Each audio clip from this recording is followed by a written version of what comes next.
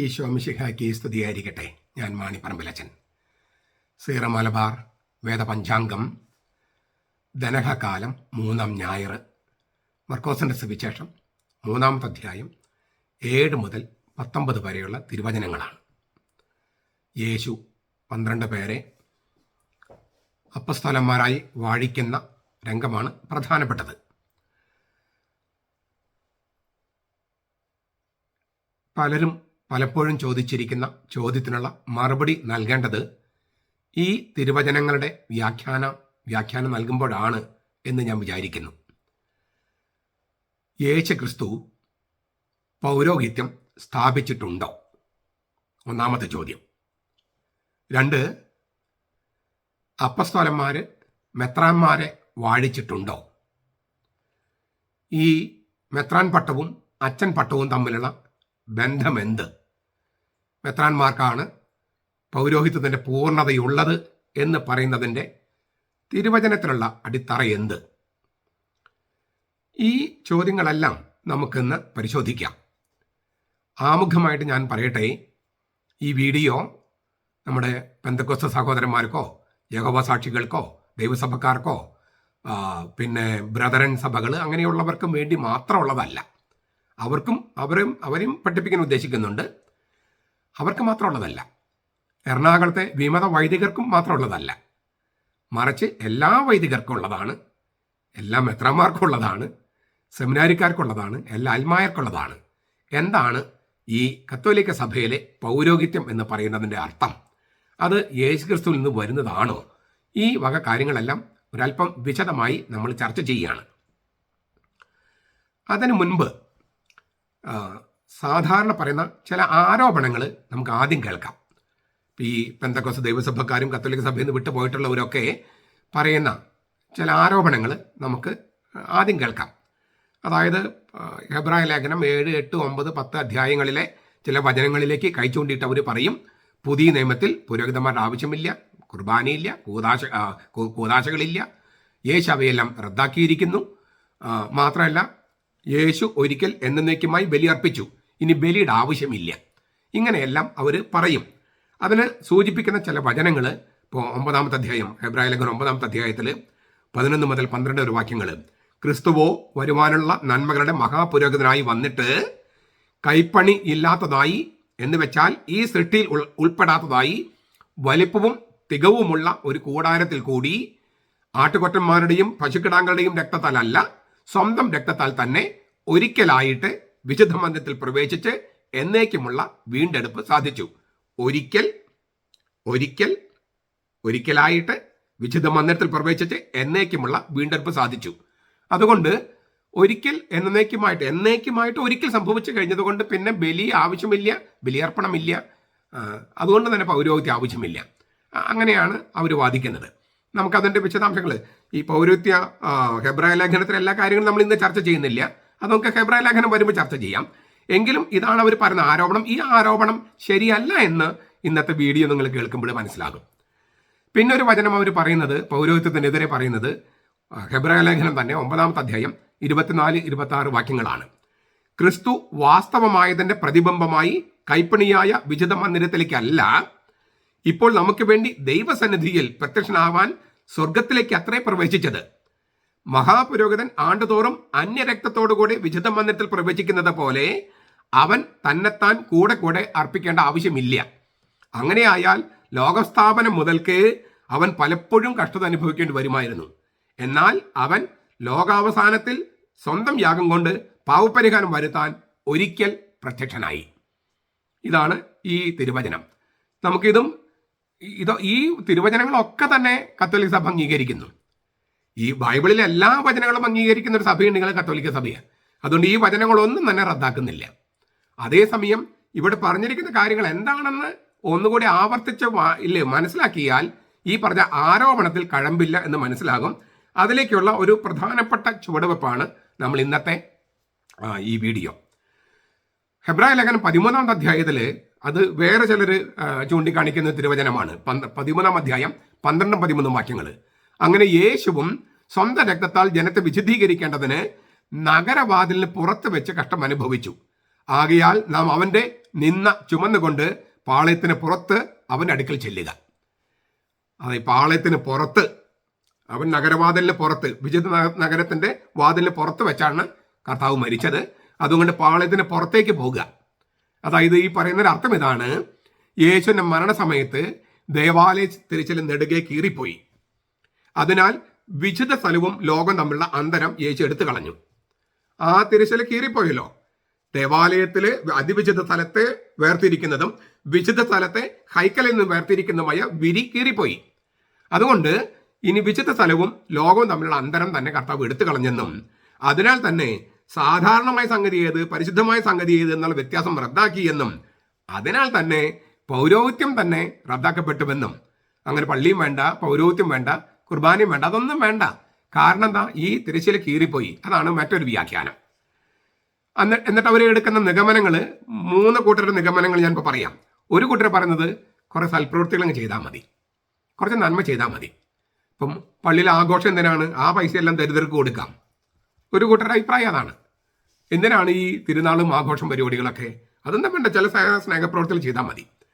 വേറെ കൂട്ടർ പറയും വിശ്വാസം മാത്രം മതി, സൽപ്രവൃത്തി ഒന്നും വേണ്ട, വിശ്വാസം മാത്രം മതി. ഇല്ലേ, സോളാ ഫീദേ, വിശ്വാസം മാത്രം മതി. മാർട്ടിൻ ലൂതറൊക്കെ അങ്ങനെ പറഞ്ഞത്, പ്രൊട്ടസ്റ്റന്റ് സഭയുടെ സ്ഥാപകൻ. ഈ വേറൊരു കൂട്ടർ പറഞ്ഞത് സോള ഗ്രാസിയ, കൃപ മാത്രം മതി, സൽപ്രവൃത്തി വേണ്ട, കൃപ മാത്രം മതി. കൃപയാൽ നിങ്ങൾ രക്ഷിക്കപ്പെട്ട് കഴിഞ്ഞു, നിങ്ങൾ കൃപയാൽ രക്ഷിക്കപ്പെട്ടതുകൊണ്ട് പിന്നെ പ്രവൃത്തികളൊന്നും ആവശ്യമില്ല. ഇങ്ങനെയൊക്കെയാണ് ഓരോ വാദഗതികൾ. ഈ പറഞ്ഞ തിരുവചനങ്ങളുടെ ഇപ്പൊ 3 ഭാഗങ്ങൾ ഞാൻ ഹെബ്രായ ലേഖനത്തെ പറഞ്ഞല്ലോ. ഇങ്ങനെ ഹെബ്രായ ലേഖനത്തെ നമുക്ക് ഇഷ്ടം പോലെ തിരുവചനങ്ങൾ മറ്റും പറയാം, ഈ തരത്തിൽ പറയാൻ. ഈ പറയുമ്പോൾ അതൊക്കെ അതിനുള്ള ഒരു ആമുഖമായിട്ട് ചില കാര്യങ്ങൾ വീണ്ടും പറയാണ്. ഇപ്പോൾ 2ാമത്തെ ആമുഖമാണ് ഇത്. ശരിക്കും ഒരു വചനത്തിന് അമിതമായി പ്രാധാന്യം കൊടുക്കുക, എന്നിട്ട് ആ തിരുവചനം ഉപയോഗിച്ചിട്ട് മറ്റ് തിരുവചനങ്ങളെ റദ്ദാക്കുക. അതാണ് ഇവരുടെ ഈ കത്തോലിക്ക സഭയ്ക്ക് എതിരെ നിൽക്കുന്നവരുടെ ഒരു അടിസ്ഥാന രീതി തന്നെ ഇതാണ്. ഒരു തിരുവചനത്തെ മറ്റൊരു തിരുവചനം കൊണ്ട് റദ്ദ് ചെയ്യുക. അത് തന്നെ ക്രിസ്തീയ രീതിയല്ല, അത് ഇസ്ലാമിന്റെ രീതിയാണ്. ഒരു തിരുവചനത്തെ മറ്റൊരു തിരുവചനം കൊണ്ട് റദ്ദ് ചെയ്യാൻ പറ്റുമോ? അപ്പോൾ അത് തിരുവചനമാകുമോ? ദൈവവചനം റദ്ദ് ചെയ്യാൻ പറ്റുമോ? അപ്പോൾ ഒരു തിരുവചനത്തെ ഉപയോഗിച്ചിട്ട് മറ്റൊരു തിരുവചനത്തെ റദ്ദ് ചെയ്യുന്ന രീതി ക്രൈസ്തവ രീതിയല്ല, ഇസ്ലാമിക രീതിയാണ്. ഒരു തിരുവചനം ഉപയോഗിച്ചിട്ട് അതുകൊണ്ട് മറ്റേ വചനം തെറ്റാണെന്ന് പറയുന്നത് ശരിയല്ല. അതാണ് 1ാമത്തെ കാര്യം ഓർക്കേണ്ടത്. 2, കുരിശിന്റെ ദൈവശാസ്ത്രമാണ് ഹെബ്രായ ലേഖന കർത്താവ് പഠിപ്പിക്കുന്നത്. കുരിശിന്റെ ദൈവശാസ്ത്രം. കുരിശെന്ന് പറഞ്ഞാൽ എന്താണ്? അത് യാഗമാണ്, ബലിയാണ്. അതിനാൽ തന്നെ ഹെബ്രായ ലേഖനം 13:14 പറയുക, ഇവിടെ നമുക്ക് നിലനിൽക്കുന്ന നഗരമില്ല, വരാനുള്ളതാണ് നാം അന്വേഷിക്കുന്നത്. വരാനുള്ളത് ഞാൻ എന്തുകൊണ്ട് ആവർത്തിച്ച് പറഞ്ഞ് മനസ്സിലായോ? ഇവർ പറഞ്ഞ കാര്യം എന്താണ്? ഒരിക്കൽ എന്നേക്കുമായി സംഭവിച്ചു കഴിഞ്ഞു, അതിനെ ചെയ്യേണ്ട കാര്യമില്ല. നമ്മൾ വരാനുള്ളതാണ് അന്വേഷിക്കുന്നതെന്നാണ് ഹെബ്രായ ലേഖനം തന്നെ പറയണേ. 13:14 ഭൂതകാലത്ത് കഴിഞ്ഞത് മാത്രമല്ല, വരാനുള്ളതാണ്. ഈ വരാനുള്ള നഗരത്തിലേക്ക് കടക്കാനുള്ള, പ്രവേശിക്കാനുള്ള ഗോവണിയാണ് കുരിശ്, അഥവാ സ്ലീവ എന്ന് പറയും, കുറച്ചുകൂടി നല്ലത്. സ്ലീവ് എന്ന് പറഞ്ഞാൽ കുരിശെന്നും അർത്ഥമുണ്ട്, കുരിശിലേറിയവൻ എന്നും അർത്ഥമുണ്ട്. രണ്ടും കൂടി ചേരുമ്പോഴാണ് ആ കുരിശും പ്രധാനപ്പെട്ടതാണ്, കുരിശിലേറിയവനും പ്രധാനപ്പെട്ടതാണ്. അതൊക്കെ നമ്മൾ കുരിശിന്റെ ധ്യാനത്തിൽ മുമ്പ് പറഞ്ഞിട്ടുള്ളതാണ്. അതിനാൽ ബലിയും യാഗവും പിന്നെ വരാനിരിക്കുന്നവയാണ് നമ്മൾ അന്വേഷിക്കുന്നത്. വരാനിരിക്കുന്നവയെ, ഭൂതകാലത്ത് കഴിഞ്ഞത് മാത്രമല്ല. അതും കൂടി മനസ്സിൽ സൂക്ഷിക്കണം. അടുത്തൊരു കാര്യം, എന്താണ് ഈ ദേവാലയ തിരശ്ശീല? പണ്ട് ഞാൻ എറണാകുളത്ത് വിമത വൈദികർക്കുള്ള മറുപടിയിൽ ഞാൻ അത് കൃത്യമായിട്ട് വ്യാഖ്യാനിച്ചിട്ടുണ്ടായിരുന്നു. ഇപ്പം ഞാൻ തൊട്ട് തലോടി പോകുകയാണ്. എന്താണ് ദേവാലയ തിരശ്ശീല? ഹെബ്രായ ലേഖനം 10:20 വായിക്കുക. ഹെബ്രായ ലേഖനം 10:20 വായിക്കുമ്പോൾ എന്താണ് ദേവാലയ തിരശ്ശീല എന്നവിടെ എഴുതിയിട്ടുണ്ട്. യേശു തൻ്റെ ശരീരം എന്ന തിരശ്ശീലയിൽ കൂടി നമുക്ക് ജീവനുള്ള പുതുവഴി തുറന്നു തന്നിരിക്കുന്നു. ഞാൻ ഒന്നുകൂടി വായിക്കുകയാണത്. യേശു തൻ്റെ ദേഹം, ശരീരം എന്ന തിരശ്ശീല. യേശുവിൻ്റെ ദേഹമാണ് തിരശ്ശീല. എന്തിനാ തിരശ്ശീല? 2 കാര്യങ്ങൾക്കാണ് തിരശ്ശീല. ഒന്ന്, കവർ ചെയ്യുന്നു, മൂടിയിടുന്നു. എന്തുകൊണ്ടാണ് അത് മൂടിയിടണേ? അത് വളരെ പ്രധാനപ്പെട്ടതായതുകൊണ്ട്. അത് കഴിഞ്ഞിട്ട് വിരി തുറക്കുമ്പോഴോ വെളിപ്പെടുത്തുന്നു. അപ്പം മറയ്ക്കാനും വെളിപ്പെടുത്താനും, ഇങ്ങനെ 2 ലക്ഷ്യങ്ങളാണ് തിരശ്ശീലയ്ക്കുള്ളത്. യേശുവിൻ്റെ ദൈവത്വം മറയ്ക്കുന്ന തിരശ്ശീലയാണ് അവൻ്റെ ശരീരം, മനുഷ്യ ശരീരം. ആ തിരശ്ശീല തുറന്നു. എവിടെ? കുരിശില്. അവന്റെ പാർശ്വം പിളർക്കപ്പെട്ടു. യോഹന്നാന്റെ സുവിശേഷം 19:34. അവന്റെ പാർശ്വം പിളർക്കപ്പെട്ടു. ആ തിരശീല ആണ് പിളർന്നത്. അവന്റെ യേശു തന്റെ ശരീരമാകുന്ന തിരശീല പിളർന്ന് അതിലൂടെ നമുക്ക് ജീവനുള്ള പുതുവഴി തുറന്നു തന്നിരിക്കുന്നു. ഈ തുറന്നു കിടക്കുന്ന പാർശ്വം, യേശുവിന്റെ തുറന്നു കിടക്കുന്ന പാർശ്വം ഉത്ഥാനം ചെയ്തിട്ടും അത് അടച്ചില്ല എന്ന് ഓർക്കണം. തോമസിനോട് കൈവയ്ക്കാൻ പറഞ്ഞ് ഓർക്കണം. അത് ശിഷ്യന്മാരെ കാണിച്ചുവെന്ന് ഓർക്കണം. അപ്പൊ ഉത്ഥാനം ചെയ്ത ശരീരത്തില്, യേശുവിന് ഉത്ഥിത ശരീരത്തില് തുറന്നു കിടക്കുന്ന പാർശ്വം, ആ ദേഹമാണ് ഈ തിരശീല. യേശുവിന്റെ ദേഹമാണ് തിരശീല. ഹെബ്രായ ലേഖനം 10:20. ആ തിരശീലയിൽ കൂടി നമുക്ക് ജീവനുള്ള പുതുവഴി, ജീവനുള്ള പുതിയ വഴി. എന്താണത്? അവിടെ നിന്ന് രക്തവും വെള്ളവും ഒഴുകി, പരിശുദ്ധാത്മാവും രക്ഷയും അവിടെ നിന്ന് ഒഴുകി, മാമോദിസയും കുർബാനയും അവിടെ നിന്ന് ഒഴുകി. ദൈവത്തിനും പരിശുദ്ധാത്മാവും നമ്മിലേക്ക് വരാനും നമുക്ക് ദൈവത്തിലേക്കും പരിശുദ്ധാത്മയ്ക്ക് പോകാനുമുള്ള ഏക വഴി യേശുവിന്റെ തുറന്നു കിടക്കുന്ന പാർശ്വമാണ്. ആ ദേഹം എന്ന തിരശീല പിളർന്നു കിടക്കുന്നു. ഈ തിരശീലയാണ് പിളർക്കപ്പെട്ടത്. യേശുവിന്റെ മരണസമയത്ത് പിളർക്കപ്പെട്ട ദേവാലയ തിരശീല എന്ന് പറയുന്നത് യേശുവിന്റെ ദേഹമാണ്.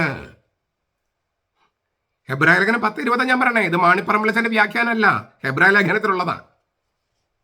ഇതുകൊണ്ട് തന്നെയാണ് ഞാൻ ഒരുപാട് വീഡിയോയിൽ പറഞ്ഞത്, മാമോദീസായും കുർബാനയും വഴി യേശുവിന്റെ തുറന്നു കിടക്കുന്ന പാർശ്വത്തിൽ നമ്മൾ ഒട്ടിക്കപ്പെടുകയാണ്. സാക്ഷാൽ മുന്തിരിച്ചെടി ഞാനാണ്, നിങ്ങൾ ശാഖകള്. നമ്മൾ എങ്ങനെ അവന് ശാഖയാകുന്നത്?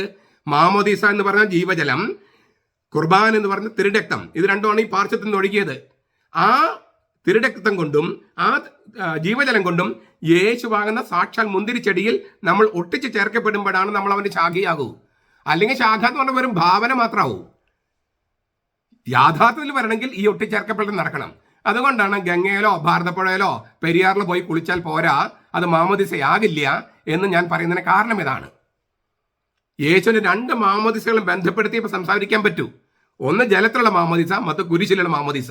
ഈ രണ്ടും കൂടി ചേർന്ന് നടക്കുന്ന ഒരു കൂദാശ, അത് പള്ളിയിൽ വെക്കുന്ന കുർബാന മാമോദിസ തന്നെയാണ്. തീർച്ചയായിട്ടും അടിയന്തര ഘട്ടങ്ങളിൽ മറ്റ് സൗകര്യങ്ങളൊക്കെ ഉണ്ട്. പക്ഷെ നോർമലായിട്ട് ഇതാണ് വേണ്ടത്. അതായത് ജലം കൊണ്ടുള്ള സ്നാനവും രക്തം കൊണ്ടുള്ള സ്നാനവും ചേർന്നാലേ ശരിയായി മാമോദിസയാകൂ. ഞാൻ ഒന്നുകൂടി ആവർത്തിക്കുക. ദൈവത്തിനും പരിശുദ്ധനും നമ്മിലേക്ക് വരാനും നമുക്ക് ദൈവത്തിലേക്ക് പോകാനും ഒരു വിരി തുറന്നു കിടപ്പുണ്ട്. അത് യേശുവിന്റെ തുറന്നു കിടക്കുന്ന പാർശ്വമാണ്. യേശു തന്റെ ദേഹം എന്ന തിരശീലിൽ കൂടി നമുക്ക് ജീവനുള്ള പുതുവഴി തുറന്നു തന്നിരിക്കുന്നു. അടുത്തൊരു കാര്യം ഓർക്കേണ്ടത്, ഹെബ്രായ ലേഖനം 13:16. നന്മ ചെയ്യാനും കൂട്ടായ്മ കാണിക്കാനും മറക്കരുത്. നന്മ ചെയ്യാനും കൂട്ടായ്മ കാണിക്കാനും മറക്കരുത്. എന്നിട്ട് പറയാണ്, ഈ വക യാഗത്തിലല്ലോ ദൈവം പ്രസാദിക്കുന്നത്. ഈ നന്മ ചെയ്യുന്നത് ഒരു ബലിയാണ്, കൂട്ടായ്മയിൽ പങ്കെടുക്കുന്ന ഒരു ബലിയാണ്. ഈ വക യാഗത്തിലാണ് ദൈവം പ്രസാദിക്കുന്നത്, ഈ വക ബലിയിലാണ് ദൈവം പ്രസാദിക്കുന്നത്. വിശ്വാസം മാത്രം പോരാ, നന്മ ചെയ്യണം, കൂട്ടായ്മയും വേണം. കൂട്ടായ്മ എന്ന് പറഞ്ഞാൽ കുടുംബ കൂട്ടായ്മ മാത്രമല്ല, സഭാ സമ്മേളനം, അതായത് ഞായറാഴ്ചത്തെ ആചരണം, അതൊക്കെ വേണമെന്നും ഹെബ്രായ ലേഖനം 13:16 പറഞ്ഞിട്ടുണ്ട്. അവസാനമായിട്ട് ഈ ഹെബ്രായ ലേഖനത്തിന്റെ അവസാനമായിട്ട് ഇങ്ങനെ അതേക്കുറിച്ചുള്ള അവസാനമായിട്ട് പറയാണ്, ഹെബ്രായ പാഠം അവതരിപ്പിക്കുന്നത് പഴയ നിയമത്തിലെ പൗരോഹിത്യത്തിന്റെ അപര്യാപ്തതയും പുതിയ നിയമ പൗരോഹിത്യത്തിന്റെ അതുല്യതയുമാണ്. അതേസമയം അത് രണ്ടും തമ്മിലുള്ള ബന്ധവും അന്തരവും അവതരിപ്പിച്ചിട്ടുണ്ട്. പഴയ നിയമ പൗരോഹിത്യത്തിന്റെ അപര്യാപ്തത, പുതിയ നിയമ പൗരോഹിത്യത്തിന്റെ അതുല്യത, ഇതാണ് ഹെബ്രായ ലേഖനം അവതരിപ്പിക്കുന്നത്. എന്താണ് ഈ പുതിയ നിയമ പൗരോഹിത്യത്തിന്റെ അതുല്യത, പഴയ നിയമ പൗരോഹിത്യത്തിന്റെ അപര്യാപ്തത? ഇതൊക്കെ നമുക്ക് നോക്കാം. പുതിയ നിയമത്തിലെ തിരുവചനം അനുസരിച്ച് സഭയിൽ 2 തരം പൗരോഹിത്യമുണ്ട്. 2 തരം പൗരോഹിത്യം. ഇത് സ്ഥാപിക്കാനും തെളിയിക്കാനും വളരെ ശക്തമായ അടിത്തറ പുതിയ നിയമത്തിൽ തന്നെയുണ്ട്. 2 പ്രധാനപ്പെട്ട അടിത്തറകളാണ് നമ്മൾ സൂചിപ്പിക്കുന്നത്. ഒന്ന്, നമുക്ക് ക്രിസ്തു ദർശനപരം എന്ന് പറയാം, ക്രിസ്തു ദർശനപരം. 2, അപ്പസ്തോലികം. 1 is Christological, the other is apostolic. ക്രിസ്തു ദർശനപരം ഒന്നാമത്തെ അടിത്തറ എന്ന് വെച്ചാൽ ക്രിസ്തു സ്ഥാപിച്ചതാണ് ഈ 2 തരത്തിലുള്ള പൗരോഹിത്യം. ക്രിസ്തു സ്ഥാപിച്ചതാണ് 2 തരത്തിലുള്ള പൗരോഹിത്യം. അത് പുതിയ നിയമത്തിൽ നമ്മൾ തെളിയിക്കാൻ പോവുകയാണ്. നിങ്ങൾ കുറെ പേർക്ക് അറിയാം, ഞാൻ ഒന്നുകൂടി അത് ആവർത്തിക്കുകയാണ്, ഒന്ന് റീഇൻഫോഴ്സ് ചെയ്യുകയാണ്. വിശ്വാസികളുടെ പൊതു പൗരോഹിത്യം, അതിന് രാജകീയ പൗരോഹിത്യം എന്നാണ് വിളിക്കുക. റോയൽ പ്രീസ്റ്റ്ഹുഡ്, കോമൺ പ്രീസ്റ്റ്ഹുഡ് എന്ന് പറയും. പൊതു പൗരോഹിത്യം റോയൽ പ്രീസ്റ്റ്ഹുഡ് എന്ന് പറയും. അത് സ്ഥാപിച്ചത് യേശുവാണ്. പിന്നെ ശ്രേണി പൗരോഹിത്യം, ഹൈറാർക്കിക്കൽ പ്രീസ്റ്റ്ഹുഡ്, അതിനെ കുറച്ചുകൂടി നല്ല വാക്കാണ് ശുശ്രൂഷ പൗരോഹിത്യം. അത് സ്ഥാപിച്ചതും യേശു ക്രിസ്തുവാണ്. അതായത് ക്രിസ്തു ദർശന പരം എന്ന് പറയുന്ന നമ്മുടെ വാദം, അത് ക്രിസ്തുവാണ് ഇത് സ്ഥാപിച്ചത് എന്നതാണ്. അതാണ് ഒന്നാമത്തെ പോയിന്റ്. 2, അപ്പസ്തോലികം, അതായത് അപ്പസ്തോലന്മാര് ഈ പൗരോഹിത്യം അടുത്ത തലമുറകളിലേക്ക് കൈമാറിയോ ഇല്ലയോ? കൈമാറി. ഇത് രണ്ടും തെളിയിക്കാനാണ് നമ്മളിപ്പോൾ ഈ വീഡിയോയിൽ ശ്രമിക്കുന്നത്.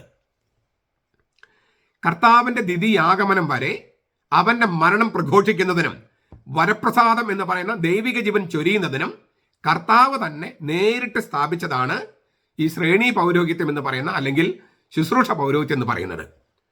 ഈ 2 അടിത്തറകൾ പഠിക്കുന്നതിന് മുമ്പ് ഒരു കാര്യം കൂടി നമ്മൾ മനസ്സിൽ സൂക്ഷിക്കേണ്ടതുണ്ട്. ഈ 2 അടിത്തറകളും വിശദമായി നമ്മൾ ചർച്ച ചെയ്യാൻ പോകുക. പക്ഷെ അതിനു മുമ്പ് നമ്മൾ ഓർക്കേണ്ട കാര്യം എന്താണ്? പശ്ചാത്തലം. ഇങ്ങനെ പുതിയ നിയമത്തിൽ ഇങ്ങനെ 2 തരം പൗരോഹിത്യം കർത്താവ് സ്ഥാപിക്കാൻ അതിനൊരു പശ്ചാത്തലമുണ്ട്. പശ്ചാത്തലം കിടക്കുന്നത് എവിടെയാണ്? പഴയ നിയമത്തിലാണ്. പഴയ നിയമത്തിൽ 2 തരം പൗരോഹിത്യം ഉണ്ടായിരുന്നു. പുതിയ നിയമത്തിലെ 2 തരം പൗരോഹിത്യത്തിന്റെ നിഴലായിരുന്നു അത് നമ്മൾ തുടക്കത്തിൽ കണ്ടു. ഹെബ്രായ ലേഖനം പറഞ്ഞു, പ്രതിബിംബം പോലെ, നിഴല് പോലെ കിടന്നിരുന്നു പഴയ നിയമത്തിൽ. യേശു പറഞ്ഞു, പഴയ നിയമം റദ്ദാക്കാനല്ല ഞാൻ വന്നിരിക്കുന്നത്. മത്തായി 5:17. പഴയ നിയമം റദ്ദാക്കാനല്ല ഞാൻ വന്നിരിക്കുന്നത്. പഴയ നിയമം റദ്ദാക്കപ്പെട്ടു എന്ന് പെന്തക്കോസ്ത് ദൈവസഭക്കാരും ബ്രദറൻകാരും പഠിപ്പിക്കുമ്പോൾ അവര് കർത്താവിന്റെ തിരുവചനത്തിനെതിരെ വേദവിപരീതം പഠിപ്പിക്കുന്നു. പഴയ നിയമം റദ്ദാക്കാനല്ല, പൂർത്തിയാക്കാനാണ് യേശു വന്നത്. അതുകൊണ്ട് പഴയ നിയമത്തിലെ പൗരോഹിത്യം റദ്ദാക്കി പുതിയ നിയമത്തിലെ പൗരോഹിത്യമേ ഇല്ല എന്നൊന്നും പഠിപ്പിക്കാൻ പാടില്ല. പഴയ നിയമത്തിൽ നിഴലായി കിടക്കുന്നത് പുതിയ നിയമത്തിൽ യാഥാർത്ഥ്യമായി വരികയാണ്. പഴയ നിയമത്തിൽ ഒരു അഭിലാഷങ്ങളാണ്, അത് യാഥാർത്ഥ്യത്തിൽ വന്നിട്ടില്ലെന്ന് മാത്രം. പക്ഷെ അത് യാഥാർത്ഥ്യത്തിൽ വരുന്നത് പുതിയ നിയമത്തിലാണ്. പഴയ നിയമം റദ്ദാക്കാനായിരുന്നെങ്കിൽ നമ്മുടെ ബൈബിളിൽ പഴയ നിയമം വേണ്ടിയിരുന്നില്ലല്ലോ.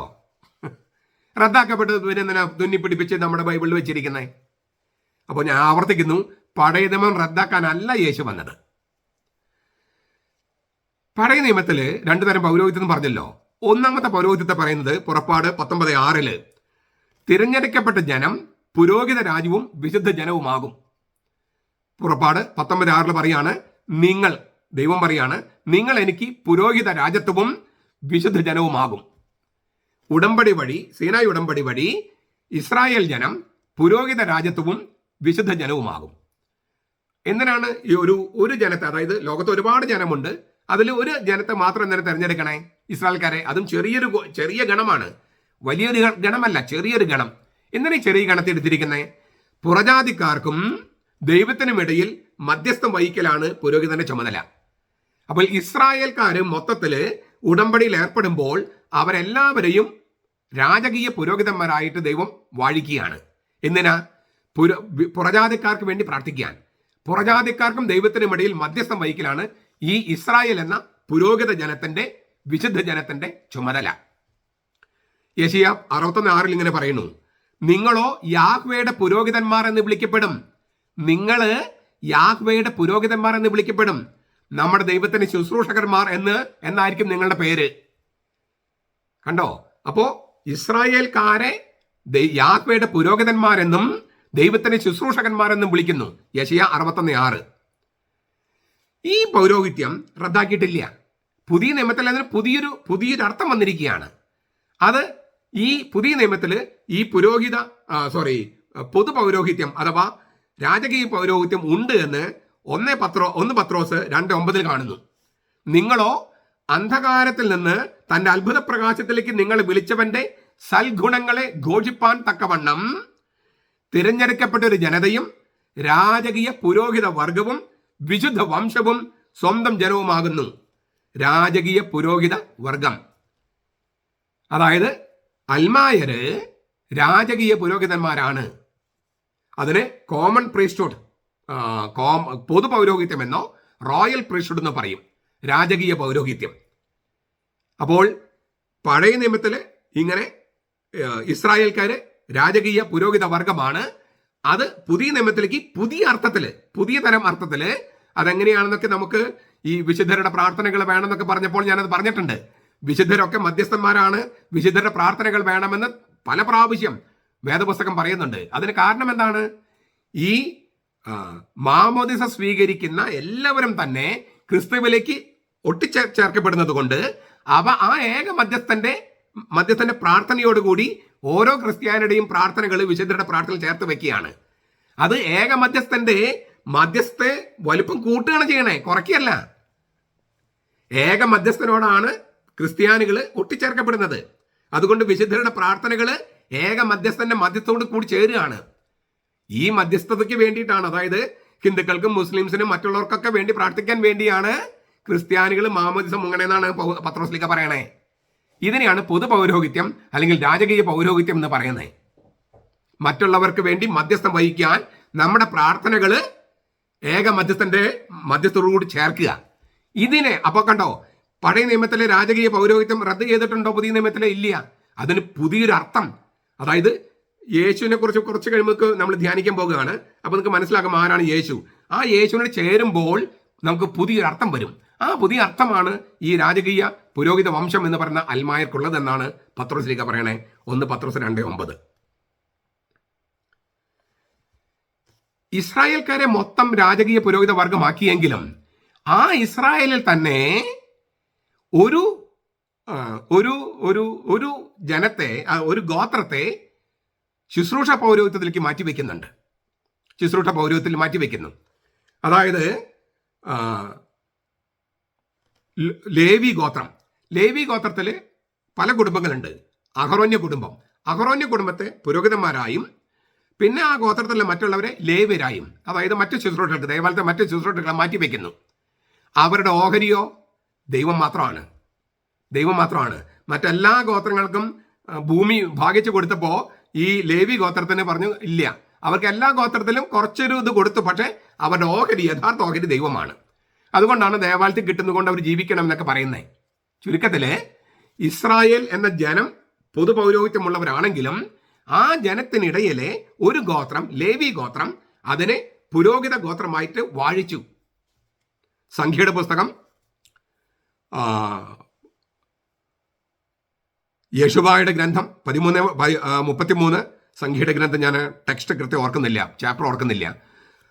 ഈ പുരോഹിതന്മാരെ വാഴിക്കാനുള്ള ആരാധനക്രമവും ഉണ്ടായിരുന്നു. ഹെബ്രായ ലേഖനം 5:1, പുറപ്പാട് 29:1-30, ലേവ്യർ 8, കത്തോലിക്ക സഭയുടെ മതബോധനം 15:39 വായിച്ചാലും നിങ്ങൾക്ക് ഇതിന്റെ ഉത്തരം ഇതിന് കുറച്ച് ഈ ടെക്സ്റ്റ് ഒക്കെ കിട്ടിയിരിക്കും. അതിന്റെ ഫുട് നോട്ടിൽ കൊടുത്തിട്ടുണ്ട്. ഞാനൊന്ന് ആവർത്തിക്കുകയാണ്. ഇസ്രായേല് ജനം അത് പൊതു പൗരോഹിത്യമുള്ളവരാണ്. എന്നിട്ടും അതിൽ നിന്ന് ഒരു ഗോത്രത്തെ ശുശ്രൂഷ പൗരോഹിത്യത്തിനായിട്ട് മാറ്റിവെച്ചു, ലേവി ഗോത്രത്തെ. അവർക്ക് ദൈവമാണ് ഓഹരി എന്നും പറഞ്ഞു. അവരെ വാഴിക്കാനുള്ള കർമ്മങ്ങളും ഉണ്ടായിരുന്നു. ഈ ശുശ്രൂഷ പൗരോഹിത്യത്തെക്കുറിച്ച് മലാക്കി പ്രവാചകൻ പറയുന്നുണ്ട്. മലാക്കി 2:7-9, സൈന്യങ്ങളുടെ കർത്താവിന്റെ മാലാഖിയാണ് പുരോഹിതൻ എന്നതിനാൽ അവൻ അധരത്തിൽ ജ്ഞാനം സൂക്ഷിക്കേണ്ടതുണ്ട്. ഇതെല്ലാം അച്ഛന്മാരും കേട്ടാൽ കൊള്ളാം കേട്ടോ. സൈന്യങ്ങളുടെ കർത്താവിന്റെ മാലാഖിയാണ് പുരോഹിതൻ, അതിനാൽ അവൻ അധരത്തിൽ ജ്ഞാനം സൂക്ഷിക്കണം.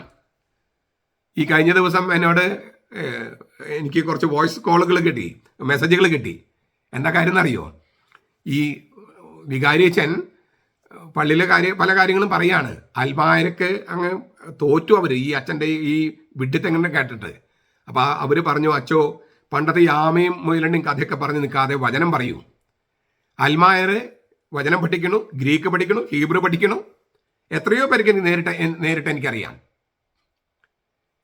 ഒരു പള്ളിയിലെ ആൾക്കാർ ഒരുപാട് പേര് പള്ളിയിൽ വരും. ആ ഇടവകയിൽ ആ അച്ഛൻ എല്ലാ ദിവസവും ഒരേ കാര്യം തന്നെ പറയണേ. അപ്പോൾ ഈ ജനങ്ങളെല്ലാവരും കൂടി വികാരിച്ചതിനടുത്ത് ചെന്ന് പറഞ്ഞു, ഒന്നുകിൽ അച്ഛൻ പ്രസംഗം നിർത്തുക, അല്ലെങ്കിൽ ഞങ്ങൾ പള്ളി വരവ് നിർത്തും. അദ്ദേഹം വളരെ എളിമയുള്ളവനായിരുന്നു ഈ അച്ഛൻ. അച്ഛൻ പറഞ്ഞു, ഞാൻ പ്രസംഗം നിർത്താം, നിങ്ങൾ പള്ളി വരവ് നിർത്തണ്ട. പിന്നെ അച്ഛൻ പ്രസംഗിച്ചിട്ടില്ല. എന്താ കാര്യം? ആധാരങ്ങളിൽ ജ്ഞാനമില്ല. ആധാരങ്ങളിൽ ജ്ഞാനം വേണമെങ്കിൽ ഹൃദയത്തിലും മനസ്സിലൊക്കെ ഉണ്ടാവണ്ടേ?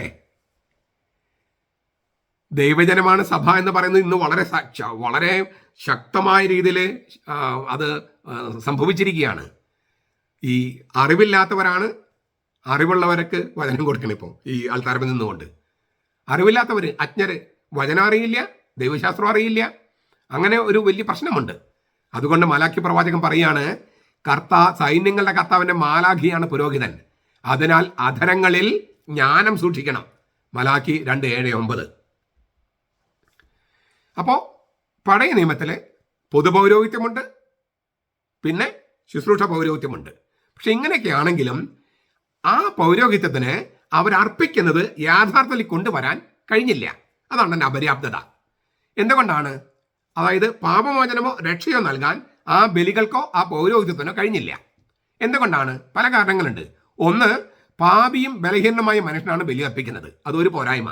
പാപിയും ബലഹീനമായ മനുഷ്യനാണ് ബലി അർപ്പിക്കുന്നത്, അത് പോരായ്മ. അപ്പൊ അതുകൊണ്ട് തന്നെ തനിക്ക് വേണ്ടി, തന്റെ പാപങ്ങളുടെ മോചനത്തിന് വേണ്ടി ആദ്യം ബലി അർപ്പിക്കണം, പിന്നെ ജനത്തിന് വേണ്ടി.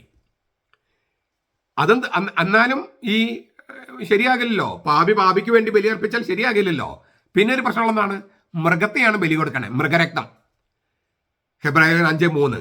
അപ്പോൾ അർപ്പിക്കുന്ന ആള് പാപിയായ മനുഷ്യൻ, അർപ്പിക്കുന്നത് മൃഗരക്തം. ഈ കാരണത്താൽ ഈ ബലികൾ ആവർത്തിക്കേണ്ടി വന്നു. ആവർത്തിച്ചാലും പാപമോചനമോ രക്ഷയോ കിട്ടിയില്ല. എങ്കിലും ഈ പാപമോചനം വേണ്ടതുണ്ട്, രക്ഷ ഉണ്ടാകണം, അതിന് പാപമില്ലാത്തവന്റെ ഒരുവന്റെ ബലി വേണം എന്ന് ഉള്ള ചിന്ത അതിൽ കിടപ്പുണ്ട്. പാപമോചനം വേണം, രക്ഷയും വേണം. ഇത് മനുഷ്യന്റെ അദമ്യമായ ആഗ്രഹമാണ്. പക്ഷെ ഇത് നടക്കണമെങ്കിൽ നടക്കാൻ ആഗ്രഹമുണ്ട്, പക്ഷെ അവർക്ക് നിവൃത്തിയില്ല. പക്ഷെ അതിലേക്ക് ഒരു മോഹമുണ്ടല്ലോ, ഇതൊക്കെ വേണമെന്നുള്ള മോഹമുണ്ട്. അത് സംഭവിച്ചത് ക്രിസ്തുവിന്റെ ബലി, ആ ക്രിസ്തുവിന്റെ ബലിയിലൂടെയാണ്. എന്താണ് ക്രിസ്തുവിന്റെ ബലി എന്ന് നമുക്ക് കാണാം. ഹെബ്രായ ലേഖനം 7:27, 10:1-4, 10-1 നമുക്ക് വായിക്കാം. നമ്മൾ ചില കാര്യങ്ങൾ നമ്മൾ ഇവിടെ സൂചിപ്പിക്കും. ഞാനൊന്ന് ആവർത്തിക്കുകയാണ്. പഴയ നിയമത്തിലെ പൗരോഹിത്യങ്ങൾ, അതായത് രാജകീയ പൗരോഹിത്യവും ശുശ്രൂഷ പൗരോഹിത്യവും ശ്രേഷ്ഠമായ പൗരോഹിത്യത്തിലേക്ക് സൂചന നൽകുന്നു. ആ ശ്രേഷ്ഠമായ പൗരോഹിത്യത്തിന്റെ 2 ചാലുകളായ രാജകീയ പൗരോഹിത്യത്തിലേക്കും ശുശ്രൂഷ പൗരോഹിത്യത്തിലേക്കും. ഇതാണ് പഴയ നിയമത്തിലെ പശ്ചാത്തലമുള്ളത് നമ്മൾ പറയണേ. അഹറോന്റെ കുടുംബത്തിന്റെയും പുരോഹിത കുടുംബത്തിന്റെയും ലേവി ഗോത്രത്തിന്റെയും ശുശ്രൂഷയില്, അതുപോലെ 70 ശ്രേഷ്ഠന്മാരുടെ നിയമനത്തിലൊക്കെ സംഖ്യ 11, 24, 25 പുതിയ ഉടമ്പടിയിലേക്ക് സൂചനയുണ്ട്. പുതിയ ഉടമ്പടിയിലേക്ക് ചൂണ്ടുപലകയാണത്. കത്തോലിക്ക സഭയുടെ മതബോധനം 15:40 മുതൽ 15:40, 15:41 നിങ്ങൾക്ക് വായിക്കാം. ശരിയായത് സംഭവിക്കാനുള്ള മോഹം, അഭിലാഷം അതിലൂടെ അവർ ആവിഷ്കരിച്ചു. അതിനാൽ തന്നെ അത് തീർത്തും തെറ്റല്ല, അപര്യാപ്തമാണ്, തെറ്റല്ല. പഴയ നിയമത്തിൽ പൗരോഹിത്യത്തിൽ നിഴല് പോലെ കാണപ്പെട്ടത് മുഴുവൻ യാഥാർത്ഥ്യത്തിൽ അതിന്റെ പൂർണ്ണതയിൽ നിവൃത്തിയായത് ദൈവത്തിനും മനുഷ്യർക്കും ഇടയിലുള്ള ഏക മധ്യസ്ഥനായ 1 തിമോത്തി 2:5 യേശു ക്രിസ്തുവിലാണ്. കത്തോലിക്ക സഭയുടെ മതബോധനം 15:44. പഴയ നിയമത്തിലെ പൗരോഹിത്യത്തിൽ നിഴല് പോലെ കാണപ്പെട്ടതും അവരുടെ അഭിനിവേശം വെളിപ്പെട്ടതുമായ ആ സംഗതികൾ മുഴുവൻ യഥാർത്ഥത്തിൽ അതിന്റെ പൂർണ്ണതയിൽ നിവൃത്തിയായത് ദൈവത്തിനും മനുഷ്യർക്കും ഇടയിലുള്ള ഏക മധ്യസ്ഥനായ യേശു ക്രിസ്തുവിലാണ്. ഇത് കത്തോലിക്ക സഭയുടെ മതബോധനം 15:44 വളരെ വ്യക്തമായിട്ട് എഴുതിയിട്ടുണ്ട്.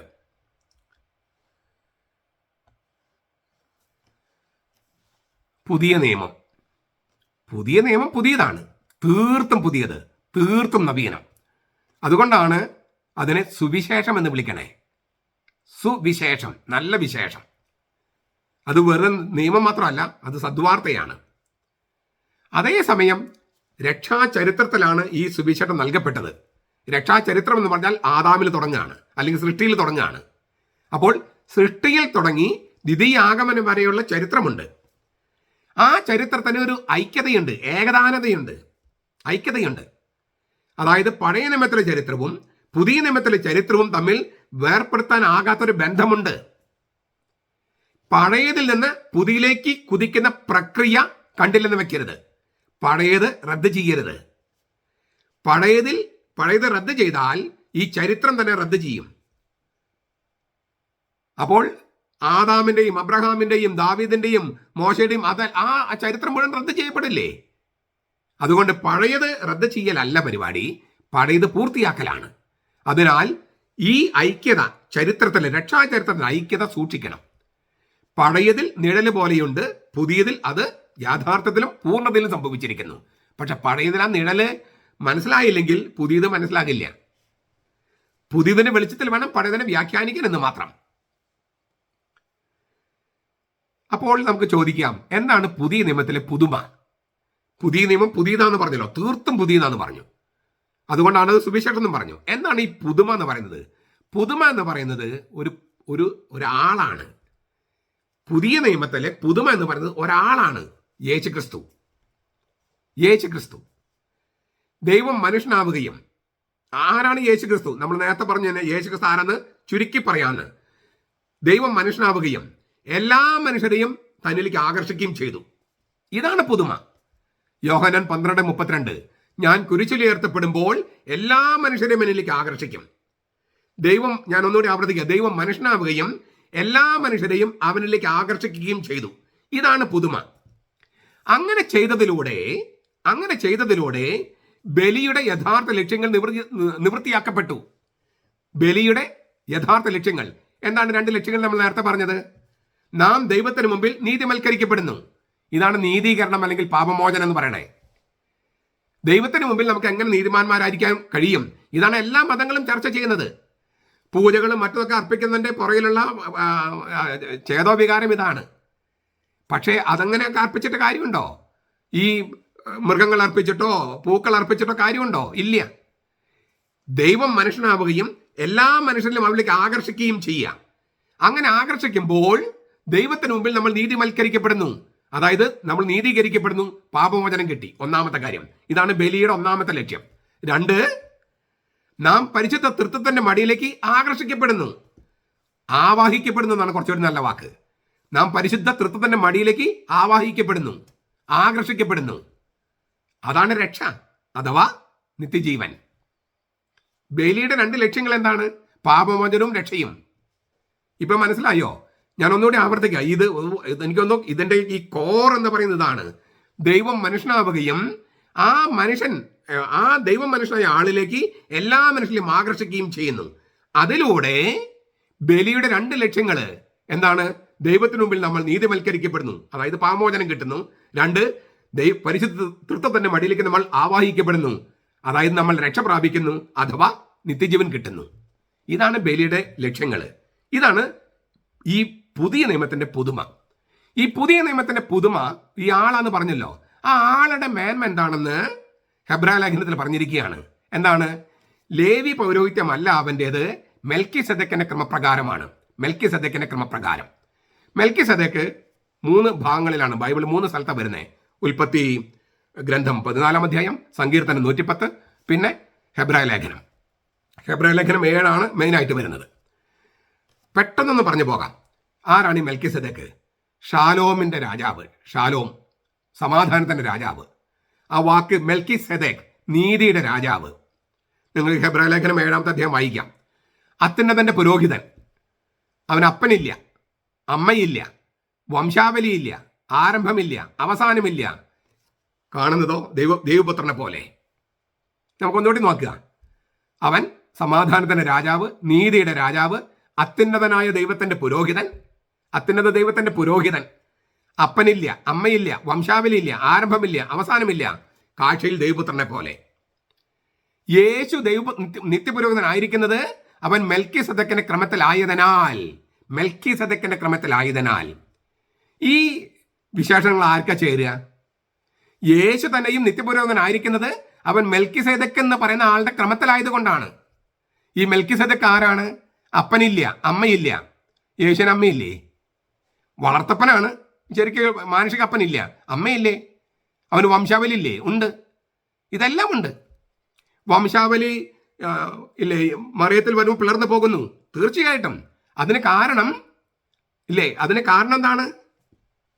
മറിയം പഴയ മനുഷ്യവംശത്തിൽപ്പെട്ട സ്ത്രീ അല്ല, പുതിയ മനുഷ്യവംശത്തിന്റെ പെട്ട ആളാണ്. ആ പുതിയ മനുഷ്യവംശം ആത്മാവിന്റെ മനുഷ്യനിൽ ആരംഭിക്കുകയാണ്.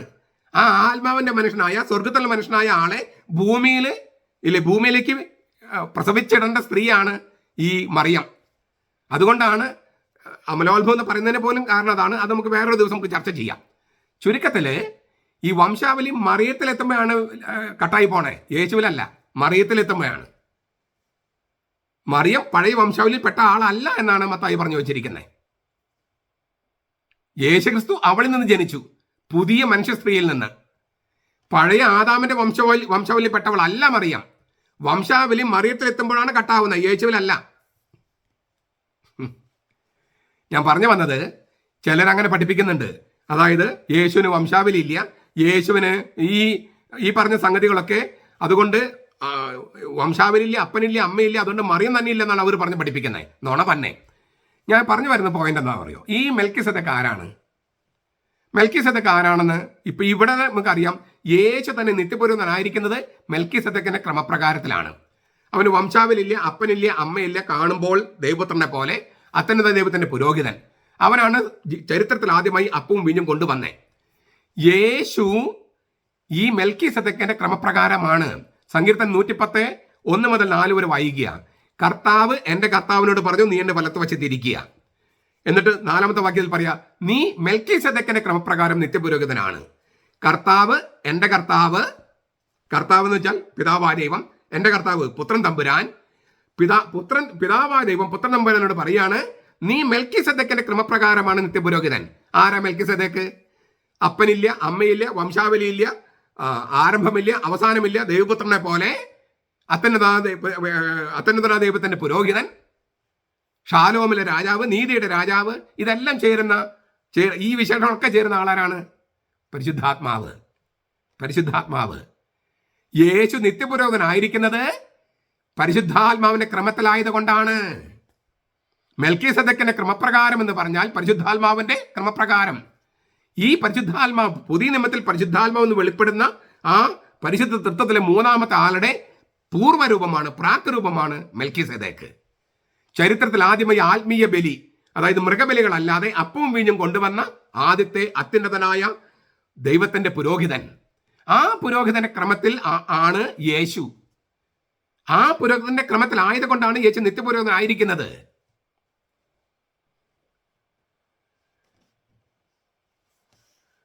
നമുക്ക് ഈ കാര്യങ്ങള് ഈ കത്തോലിക്ക സഭയുടെ മതബോധനം 15:44 നമുക്കൊന്ന് വായിക്കാം. പഴയ നിയമ പൗരോഹിത്യത്തിന്റെ എല്ലാ പ്രതിരൂപങ്ങളുടെയും പൂർത്തീകരണം ദൈവത്തിന്റെയും മനുഷ്യരുടെയും ഇടയിൽ ഏക മധ്യസ്ഥനായ യേശുക്രിസ്തുവിലാണ്. ക്രൈസ്തവ പാരമ്പര്യം അത്യുന്നത ദൈവത്തിന്റെ പുരോഹിതനായ മെൽക്കിസെദെക്കിനെ ക്രിസ്തുവിന്റെ പൗരോഹിത്യത്തിന്റെ പ്രതിരൂപമായി പരിഗണിക്കുന്നു. മെൽക്കിസെദെക്കിന്റെ ക്രമപ്രകാരമുള്ള അതുല്യനായ ഈ പുരോഹിതൻ പരിശുദ്ധനും നിഷ്കളങ്കനും കുറ്റമറ്റവനുമാണ്. വിശുദ്ധീകരിക്കപ്പെടുന്നവരെ അവിടുന്ന് ഏക ബലിയർപ്പണം വഴി, കുരിശിലെ അതുല്യമായ ബലി വഴി എന്നേക്കുമായി പരിപൂർണരാക്കിയിരിക്കുന്നു. കണ്ടോ, ഈ പറഞ്ഞ കാര്യങ്ങൾ അവിടെ എഴുതിയിട്ടുണ്ട്. ഞാൻ ഒന്നുകൂടി പറയുകയാണ്. മെൽക്കിസെദെക്ക് പരിശുദ്ധാത്മാവിന്റെ ക്രമത്തിലുള്ള ആളാണ്, പരിശുദ്ധാത്മാവിന്റെ പ്രാക്രൂപമാണ്.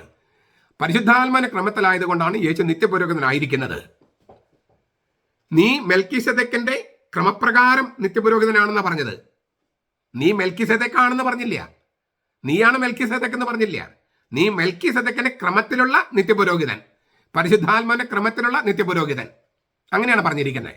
അതുകൊണ്ടാണ് മെൽക്കിസെദെക്കിനെ ക്രിസ്തുവിന്റെ പൗരത്തിന്റെ പൂർവ്വരൂപം എന്ന് കത്തോലിക്ക സഭയിൽ മതബോധനത്തെ പഠിപ്പിക്കുന്നത്. ഇതാണ് പശ്ചാത്തലം ഞാൻ പറഞ്ഞത്. അതായത് രണ്ട് തരം പൗരോഹിത്യത്തിന്റെ പശ്ചാത്തലം.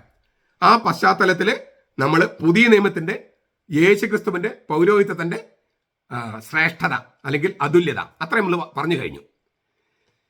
നമുക്കിനി ശുശ്രൂഷ പൗരോഹിത്യത്തിന്റെ, ഈ രാജകീയ പൗരോഹിത്യം അല്ലെങ്കിൽ പൊതു പൗരോഹിത്യത്തിന്റെ കാര്യങ്ങൾ ഞാൻ പറഞ്ഞു കഴിഞ്ഞല്ലോ. ശുശ്രൂഷ പൗരോഹിത്യത്തിന്റെ ക്രിസ്തു ദർശന അടിത്തറ നമ്മൾ പറഞ്ഞു. ആദ്യം പശ്ചാത്തലം, പിന്നെ 2 അടിത്തറകൾ ചർച്ച ചെയ്യാമെന്നാണ്. പശ്ചാത്തലം ചർച്ച ചെയ്ത് കഴിഞ്ഞു. ഇനി ക്രിസ്തു ദർശന അടിത്തറ നമുക്ക് ചർച്ച ചെയ്യാം. അതായത് യേശു ക്രിസ്തു സ്ഥാപിച്ചോ ഇല്ലയോ, ശുശ്രൂഷ പൗരോഹിത്യം യേശു സ്ഥാപിച്ചോ ഇല്ലയോ, അതാണ് ഇവിടെ നമ്മൾ ചർച്ച ചെയ്യുന്നത്. ആദ്യം നമുക്ക് ക്രിസ്തു ആരാണെന്ന് ഒന്നുകൂടി നോക്കുക. ഒരു കാര്യം നമ്മൾ പറഞ്ഞു കഴിഞ്ഞു, അവന്റെ കുരിശും അവന്റെ ശ്രേഷ്ഠതയും പറഞ്ഞു കഴിഞ്ഞു, അവന്റെ ബലിയുടെ. ഈ യേശു മഹാപുരോഹിതനാണ്, മെൽക്കിസെദെക്കിന്റെ ക്രമപ്രകാരം മഹാപുരോഹിതനാണെന്ന് പറഞ്ഞല്ലോ. യേശു സ്വയം ഏറ്റെടുത്തതാണോ ഈ മഹാപുരോഹിത പദവി? അല്ല, അവന് നൽകപ്പെട്ടതാണ്. ഹെബ്രായ ലേഖനം 5-ാമത്തെ അധ്യായം 5-6 വാക്യങ്ങള്. ക്രിസ്തുവും മഹാപുരോഹിതനാകുവാനുള്ള മഹത്വം സ്വതവേ എടുത്തിട്ടില്ല. തിരുവചനം പറയണേ, ഹെബ്രായ ലേഖനം 5:5. ക്രിസ്തുവും മഹാപുരോഹിതനാകുവാനുള്ള മഹത്വം സ്വയമേവ ഏറ്റെടുത്തിട്ടില്ല. നീ എൻ്റെ പുത്രൻ, ഇന്ന് ഞാൻ നിന്നെ ജനിപ്പിച്ചിരിക്കുന്നുവെന്ന് അവനോട് അരുളി ചെയ്തവൻ അവന് കൊടുത്തതത്രേ. യേശു മഹാപുരോഹിതനായിരിക്കുന്നത് സ്വയം ഏറ്റെടുത്ത ഒരു പ്രവൃത്തി കൊണ്ടല്ല. ഇത് വളരെ പ്രധാനപ്പെട്ടതാണ്. ഒരാൾക്കും പൗരോഹിത്യം സ്വയം ഏറ്റെടുക്കാൻ കഴിയില്ല. ക്രിസ്തുവിന് പോലും ക്രിസ്തു സ്വയം ഏറ്റെടുത്തതല്ല അവന്റെ മഹാപുരോഹിത പദവി, അവന് നൽകപ്പെട്ടതാണ്. ഞാനൊന്ന് തിരുവചനം വായിക്കുകയാണ്. ക്രിസ്തുവും മഹാപുരോഹിതനാകുവാനുള്ള മഹത്വം സ്വതവേ എടുത്തിട്ടില്ല. KP യോഹന്നാൻ സ്വയം മെത്രാനായും വൈദികനായും വാഴിച്ചതുപോലെ ഒരാൾക്ക് വാഴിക്കാൻ പറ്റില്ല, ക്രിസ്തുവിന് പോലും പറ്റില്ല. അത് പുരോഹിതനാകില്ല. ക്രിസ്തുവും സ്വയമേവ ഏറ്റെടുത്തതല്ല മഹാപുരോഹിതന്റെ സ്ഥാനം, നൽകപ്പെട്ടതാണ്. നീ എൻ്റെ പുത്രൻ, ഇന്ന് ഞാൻ നിന്നെ ജനിപ്പിച്ചിരിക്കുന്നുവെന്ന് അവനോട് അരുളി ചെയ്തവൻ അവന് കൊടുത്തതത്രേ. സങ്കീർത്തനം 2:7. മറ്റൊരിടത്ത് പറയുന്നു, നീ മെൽക്കിസെദെക്കിന്റെ ക്രമപ്രകാരം എന്നേക്കും പുരോഹിതനായിരിക്കും. സങ്കീർത്തനം 114 നമ്മൾ ചർച്ച ചെയ്ത് കഴിഞ്ഞു. നീ മെൽക്കിസെദെക്ക് ആകുന്നു എന്നല്ല പറഞ്ഞത്, മെൽക്കിസെദെക്കിന്റെ ക്രമത്തിലുള്ളവൻ എന്നാണ്. അതാണ് അവനെ നിത്യപുരോഹിതനാക്കുന്നത്. അപ്പോൾ യേശു സ്വയം ഏറ്റെടുത്തതല്ല മഹാപുരോഹിത പദവി. അതാണ് ഒന്നാമത്തെ കാര്യം. ഇതിനെ സ്ഥിരീകരിക്കുന്ന സാധൂകരിക്കുന്ന മറ്റൊരുപാട് തിരുവചനങ്ങളുണ്ട്. ക്രിസ്തു ആവർത്തിച്ച് പറയുന്ന സംഗതി എന്താണ്? എനിക്ക് സ്വയമേവ യാതൊന്നും ചെയ്യാൻ കഴിയില്ല. എനിക്ക് സ്വയമേവ യാതൊന്നും ചെയ്യാൻ കഴിയില്ല. യോഹന്നാൻ 8:28. പിന്നെ ആവർത്തിച്ച് പറയുന്ന സംഗതിയാണ് പിതാവ് എന്നെ അയച്ചു. യോഹന്നാൻ 5:36, 37, 7:29, 8:29. പിതാവ് എന്നെ അയച്ചു. ഞാൻ സ്വയമേവ വന്നതല്ല. ഞാൻ സ്വയമേവ മഹാപുരോഹിതനായതുമല്ല. എനിക്ക് സ്വയമേവ ഒന്നും ചെയ്യാനും കഴിയില്ല. എന്നെ പിതാവ് അയച്ചതാണ്. വീണ്ടും പറയണു യോഹന്നാൻ 5:19, പിതാവ് ചെയ്ത് കാണുന്നതല്ലാതെ മറ്റൊന്നും ചെയ്യാൻ പുത്രന് കഴിയില്ല. പിതാവ് ചെയ്ത് കാണുന്നതല്ലാതെ മറ്റൊന്നും ചെയ്യാൻ പുത്രന് കഴിയില്ല. യോഹന്നാൻ 5:19. അതായത് യേശുവിന്റെ ദൗത്യം അയക്കപ്പെട്ടവൻ എന്ന നിലയിലാണ്. അയക്കപ്പെട്ടവൻ. അതിനാൽ തന്നെ യേശു പറയാണ്, എന്റെ പ്രബോധനം എന്റെ അല്ല. യോഹന്നാൻ 7:16. അയക്കപ്പെട്ടവൻ എന്ന നിലയിലേ യേശുവിന് പ്രവർത്തിക്കാൻ പറ്റൂ. യേശു സ്വയം ഏറ്റെടുത്ത പണിയല്ല മഹാപുരോഹിതന്റെ സ്ഥാനം, ഏൽപ്പിക്കപ്പെട്ടതാണ്. അതിനാൽ യേശുവാണ് ആദ്യം അയക്കപ്പെട്ടവൻ, അപ്പസ്തോലൻ. ഹെബ്രായ ലേഖനം 3:1. നാം സ്വീകരിച്ചേറ്റു പറയുന്ന അപ്പസ്തോലനും മഹാപുരോഹിതനുമായ യേശുവിനെ ശ്രദ്ധിച്ചു നോക്കുവിൻ. ഹെബ്രായ ലേഖനം 3:1. ഞാൻ അത് ആവർത്തിക്കുകയാണേ. നാം സ്വീകരിച്ച് ഏറ്റുപറയുന്ന അപ്പസ്തോലനും മഹാപുരോഹിതനുമായ യേശുവിനെ നോക്കുവിൻ. ആരാണ് അപ്പസ്തോലൻ? ആദ്യത്തെ അപ്പസ്തോലൻ യേശു. ആരാണ് മഹാപുരോഹിതൻ? യേശു. അപ്പസ്തോലനും മഹാപുരോഹിതനും അങ്ങനെ കൂട്ടിയിണക്കി പറഞ്ഞിരിക്കുന്നേ. അപ്പസ്തോലനും മഹാപുരോഹിതനും യേശുവിനെ കുറിച്ച് പറഞ്ഞിരിക്കുന്നത് ഹെബ്രായ ലേഖനം 3:1. ഇങ്ങനെ പറഞ്ഞ കർത്താവ്, അതായത് എനിക്ക് സ്വയമേവൊന്നും ചെയ്യാൻ കഴിയില്ല, പിതാവ് ചെയ്ത് കാണുന്നല്ല മറ്റൊന്നും ചെയ്യാൻ എനിക്ക് കഴിയില്ല, പിതാവിനെ അയച്ചതാണ്, അങ്ങനെയൊക്കെ പറയുന്ന അതേ കർത്താവ് പറയാണ്, അതിനാൽ തന്നെ എൻ്റെ പിതാവ് എന്നേക്കാൾ വലിയവനാ. യോഹന്നാൻ 14:28. ഇല്ലേ, പിതാവിനെ അയച്ചത് കൊണ്ടാണ്. അപ്പം എൻ്റെ പിതാവ് എന്നേക്കാൾ വലിയവനാണ് എന്ന് വിചാരിച്ച് സത്തയിലോ മറ്റെന്തെങ്കിലും കുറവ് പുത്രനില്ല. അവൻ ദൈവം തന്നെയാണ്. ഞാൻ പിതാവിലും പിതാവ് എന്നിലുമാകുന്നു. ഞാൻ നിങ്ങളോട് പറഞ്ഞ വചനം സ്വയമായിട്ടല്ല പറഞ്ഞത്, പിതാവ് എന്നിൽ വസിച്ചുകൊണ്ട് എൻ്റെ പ്രവൃത്തി ചെയ്യുകയാണ്. യോഹന്നാൻ 14:10. പിതാവിന് തന്നിൽ തന്നെ ജീവനുള്ളത് പോലെ അവൻ പുത്രനും തന്നിൽ തന്നെ ജീവനുള്ള ആകുവാനുള്ള വരം നൽകിയിരിക്കുന്നു. യോഹന്നാൻ 5:26. കാരണം ഞാനും പിതാവും ഒന്നാണ്. യോഹന്നാൻ 10:30. യോഹന്നാൻ 14:28, യോഹന്നാൻ 14:10, യോഹന്നാൻ 5:26, യോഹന്നാൻ 10:30. ഈ തിരുവചനങ്ങളൊക്കെ നിങ്ങൾ വായിച്ചു നോക്കുക. ചുരുക്കത്തിൽ പിതാവ് അയച്ച പ്രഥമ അപ്പസ്തോലനാണ് യേശു. ആ അപ്പസ്തോലനാണ് മഹാപുരോഹിതൻ. ആ അയക്കപ്പെടലാണ് അവന്റെ പൗരോഹിത്യ അഭിഷേകം. നിങ്ങൾക്ക് മനസ്സിലാകുന്നുണ്ടോ? ആ അയക്കപ്പെടലാണ് അവന്റെ അഭിഷേകം. അതായത് മനുഷ്യാവതാരമാണ് ക്രിസ്തുവിന്റെ പൗരോഹിത്യ അഭിഷേകം. മനുഷ്യാവതാരമാണ് യേശുക്രിസ്തുവിന്റെ പൗരോഹിത്യ അഭിഷേകം. ഹെബ്രായ ലേഖനത്തില് 10-ാമത്തെ അധ്യായം 4 മുതൽ 10 വരെ വാക്യങ്ങള്, കാളുകളുടെയും ആട്ടുകൊറ്റന്മാരുടെ രക്തത്തിന് പാപങ്ങൾ നീക്കുവാൻ കഴിയുന്നതല്ല. ആകയാൽ ലോകത്തിൽ വരുമ്പോൾ മനുഷ്യാവതാരത്തിന് തൊട്ട് മുമ്പ് ഹനനയാഗവും വഴിപാടും നീ ഇച്ഛിച്ചില്ല. എന്നാൽ ഒരു ശരീരം നീ എനിക്ക് സജ്ജമാക്കിയിരിക്കുന്നു. സർവാംഗ ഹോമങ്ങളിലും പാപയാഗങ്ങളിലും പ്രസാദിച്ചില്ല. അപ്പോൾ ഞാൻ പറഞ്ഞു, ഇതാ ഞാൻ വരുന്നു, പുസ്തകത്തിനുള്ളിൽ എന്നെക്കുറിച്ച് എഴുതിയിരിക്കുന്നു, ദൈവമേ നിന്റെ ഇഷ്ടം ചെയ്യാൻ ഞാൻ വരുന്നു. ആ മനുഷ്യാവതാരം, ഇത് ഞാൻ കഴിഞ്ഞ ആഴ്ചയില് ഇല്ലേ വെള്ളത്തിൽ നിന്ന് കയറുമ്പോൾ എന്ന് പറഞ്ഞിട്ട് മാമോദീസയെ കുറിച്ച് പറഞ്ഞപ്പോൾ ഇത് ഞാൻ വളരെ വ്യക്തമായിട്ട് പറഞ്ഞിരുന്നു. അതായത് സ്വർഗത്തിൽ നടന്ന സംഗതി ജോർദാനിൽ നടക്കുകയാണ്. അതാണ് മാമോദീസ. സ്വർഗത്തിലെ മനുഷ്യാവതാരത്തിന് തൊട്ട് മുമ്പ് പിതാവും പുത്രനും പരിശുദ്ധാത്മാവും സംഭാഷണമുണ്ട്. അപ്പോൾ നീ എനിക്കൊരു ശരീരം സജ്ജമാക്കി, ഒരു ബലിവസ്തു, ഇതാ നിന്റെ ഇഷ്ടം നിറവേറ്റാൻ ഞാൻ വരുന്നു. അതായത് മഹാപുരത്തെ ശുശ്രൂഷ ചെയ്യാൻ ഞാൻ വരുന്നു. അങ്ങനെ പിതാവ് അയച്ചു മനുഷ്യനായി പുത്രൻ തമ്പുരാനെ, ദൈവം തന്നെയായിരിക്കുന്ന പുത്രനെ ഭൂമിയിലേക്ക് മനുഷ്യനായി അയച്ചു. ആ അയക്കപ്പെടലാണ്, ആ അപ്പസ്തോല പ്രവൃത്തിയാണ് അവന്റെ മഹാപുരോഹിത അഭിഷേകം. അതുകൊണ്ടാണ് ഹെബ്രായ ലേഖനം 3:1 പറഞ്ഞിരിക്കുന്നത്, അപ്പസ്തോലനും മഹാപുരോഹിതനുമായിരിക്കുന്ന യേശു. രണ്ടും ചേർന്ന് പോകുന്നതാണ്. ഈ ഹെബ്രായ ലേഖനത്തിലേക്ക് നമുക്ക് ഒന്നുകൂടി പോകാം. ന്യായപ്രമാണ പ്രകാരം കഴിച്ചു വരുന്ന യാഗങ്ങളും വഴിപാടും സർവാംഗ ഹോമങ്ങളും പാപയാഗങ്ങളും നീ ഇച്ഛിച്ചില്ല, അവയിൽ പ്രസാദിച്ചുമില്ല എന്നിങ്ങനെ പറഞ്ഞതിന് ശേഷം ഇതാ ഞാൻ നിന്റെ ഇഷ്ടം ചെയ്യാൻ വരുന്നു എന്ന് പറഞ്ഞുകൊണ്ട് അവൻ രണ്ടാമത്തേതിനെ സ്ഥാപിക്കാൻ ഒന്നാമത്തേതിനെ നീക്കിക്കളയുന്നു. രണ്ടാമത്തേതിനെ സ്ഥാപിക്കാൻ ഒന്നാമത്തേതിനെ നീക്കിക്കളയുന്നു. ഏതാണ് അത് ഒന്നാമത്തേത്?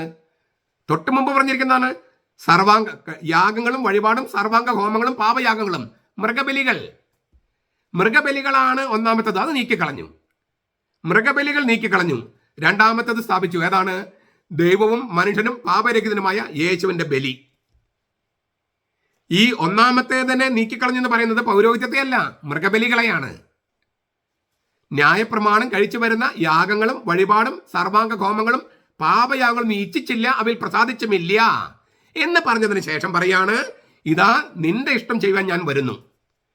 അതായത് ദൈവം മനുഷ്യൻ ആഗ്രഹിക്കുന്ന എന്താണ്? അനുസരണമാണ്. അതായത് അതെ ഞാൻ അനുസരിക്കുന്നു, ഇല്ല എനിക്ക് അനുസരിക്കാൻ പറ്റില്ല, ഇങ്ങനെ പറയാൻ കഴിവുള്ള സ്വാതന്ത്ര്യമുള്ള ഏക മൃഗമാണ് മനുഷ്യൻ. അതിനാൽ തന്നെ മനുഷ്യനിൽ നിന്ന് ദൈവം ആഗ്രഹിക്കുന്നത് ഞാൻ അനുസരിക്കുന്നു എന്നാണ്. എന്തിനാ അനുസരിക്കുന്നത്? ആ അനുസരണത്തിലൂടെ അവന് നമ്മിലേക്ക് പ്രവേശിക്കാനും നമ്മൾ ആഗ്രഹിക്കുന്ന നിത്യജീവനും രക്ഷയും തരാനും പറ്റും. നമുക്ക് വേണ്ടി തന്നെയാ. അപ്പൊ ഈ അനുസരണം നമുക്ക് വേണ്ടി തന്നെയാ. അല്ലാതെ ദൈവത്തിന് മുമ്പിൽ ഇങ്ങനെ നമ്മൾ അനുസരിച്ചതിന്റെ പേരിൽ ദൈവത്തിന് എന്തെങ്കിലും കിട്ടാനല്ല. നമ്മൾ അനുസരിച്ചാലേ, യെസ് പറഞ്ഞാലേ, നോ പറയാൻ നമുക്ക് അധികാരമുണ്ടല്ലോ. യെസ് പറഞ്ഞാലേ ദൈവത്തിന് നമ്മിലേക്ക് പ്രവേശിക്കാനും നമ്മൾ ആഗ്രഹിക്കുന്ന രക്ഷയും നിത്യജീവനും നൽകാനും കഴിയൂ. അതുകൊണ്ട് ദൈവം മനുഷ്യൻ ആഗ്രഹിക്കുന്നത് ഇതാ നിന്റെ ഇഷ്ടം ചെയ്യാൻ ഞാൻ വരുന്നു എന്നതാണ്. അത് നമുക്കാർക്കും ചെയ്യാൻ പറ്റാത്തതുകൊണ്ട്, അങ്ങനെ ഒരു അനുസരണം കൊടുക്കാൻ പറ്റാത്തത് കൊണ്ട് ദൈവം തന്നെ മനുഷ്യനായി മനുഷ്യന്റെ സ്ഥാനത്ത് നിന്ന് മനുഷ്യർക്ക് വേണ്ടി ഈ അനുസരണം കൊടുത്തു. എന്നിട്ട് ആ അനുസരണത്തിലേക്ക് നമ്മെ എല്ലാം അങ്ങ് ചേർത്ത് വെച്ചു. ഇതാണ് കുരിശ്. മൃഗബലികളുടെ സ്ഥാനത്ത് യേശു നിന്നു. എന്നിട്ട് നമ്മെ, നമ്മുടെ എല്ലാ അധമത്വവും പാപവും എല്ലാം അതോടു കൂടി തന്നെ നമ്മെ അവരിലേക്ക് എടുത്തു വെച്ചു. അവൻ ദൈവത്തിന് മുമ്പിൽ അലംഘനീയമായ അനുസരണമാണ്. അവന്റെ അനുസരണത്തിലേക്ക് നമ്മെ എടുത്തു വെച്ചു. ആ എടുത്തു വെച്ചതാണ് ഈ പറഞ്ഞ കുരിശിലെ ബലി. അത് കുരിശിലെ ബലി അന്ന് നടന്നു. ആ കുരിശിലെ ബലിയിലേക്ക് നമ്മൾ എടുത്തു വെക്കേണ്ട ഇന്ന്. ഒരിക്കൽ എന്നേക്കുമായി ബലി അർപ്പിക്കപ്പെട്ടു. ആ ബലിയിലേക്ക് നമ്മ ഇപ്പൊ എടുത്തു വെക്കുന്നതാണ് ഇപ്പൊ നമ്മൾ അൾത്താര അർപ്പിക്കുന്ന വിശുദ്ധ കുർബാന. അല്ലാതെ അന്നുണ്ടായ ബലി ആവർത്തിക്കുകയല്ല. അന്നുണ്ടായ അത് ആവർത്തിക്കേണ്ട കാര്യമില്ല, ആവർത്തിക്കാൻ പറ്റില്ല. പെന്തക്കോസ്ത ദൈവസഭക്കാരോട് എനിക്ക് ആവർത്തിച്ച് പറയാനുള്ളത്, നിങ്ങൾ മണ്ടത്തരമാണ് പറഞ്ഞുകൊണ്ടിരിക്കുന്നത്. കത്തോലിക്ക സഭ ഈ ബലി ആവർത്തിക്കാൻ നിങ്ങൾ പറയണു. ഞങ്ങൾ ആവർത്തിക്കുന്നില്ല, ആവർത്തിക്കാൻ കഴിയില്ല. അത് ഒരിക്കൽ എന്നേക്കുമായി അർപ്പിക്കപ്പെട്ടതാണ്. ആവർത്തിക്കേണ്ട കാര്യമില്ല, ആവർത്തിക്കാൻ കഴിയില്ല. ഞങ്ങൾ ആവർത്തിക്കുന്നുമില്ല. ഞങ്ങൾ ചെയ്യുന്നത് ഇത് നിങ്ങൾ എൻ്റെ ഓർമ്മയ്ക്കായി ചെയ്യുവനെന്ന് പറഞ്ഞ കർത്താവിന്റെ കൽപ്പനയനുസരിച്ച് അത് ആഘോഷിക്കുകയാണ്, ആചരിക്കുകയാണ്. അതിലൂടെ അവൻ നമ്മെ കെട്ടിപ്പിടിക്കാൻ, ആലിംഗനം ചെയ്യാൻ, കുരിശിലേക്ക് എടുത്തു വെക്കാൻ അനുവദിക്കുകയാണ്.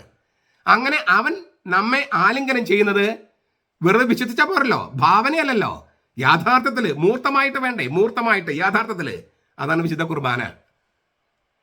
യേശു ഓരോരുത്തരെയും കുരിശിലേക്ക് എടുത്തു വെക്കാൻ അനുവദിക്കുകയാണ്. അവൻ നമ്മിലേക്ക് വരാനും നമ്മൾ മറ്റ് ഒന്നാകാനും അങ്ങനെ കുരിശിനോട് ഒന്നായി തീരാൻ. ഇത് കുർബാനയില്ലാണ്ട് നടക്കുവോ? ഇത് കുർബാനയില്ലാതെ നടക്കുവോ?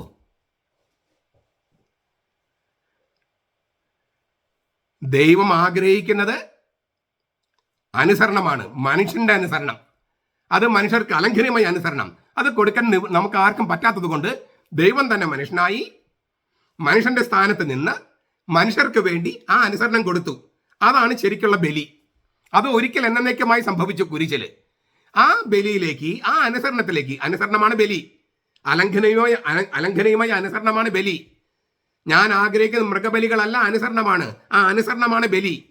ആ ബലിയിലേക്ക്, ഒരിക്കൽ എന്നേക്കുമായി അർപ്പിക്കപ്പെട്ട ബലിയിലേക്ക് നമ്മെ തന്നെ എടുത്തു വെക്കാൻ നാം കർത്താവിന് അനുവദിക്കുന്ന ആ പരിശുദ്ധ കർമ്മത്തെയാണ് വിശുദ്ധ കുർബാന എന്ന് പറയുന്നത്. അങ്ങനെ സംഭവിക്കുന്നു.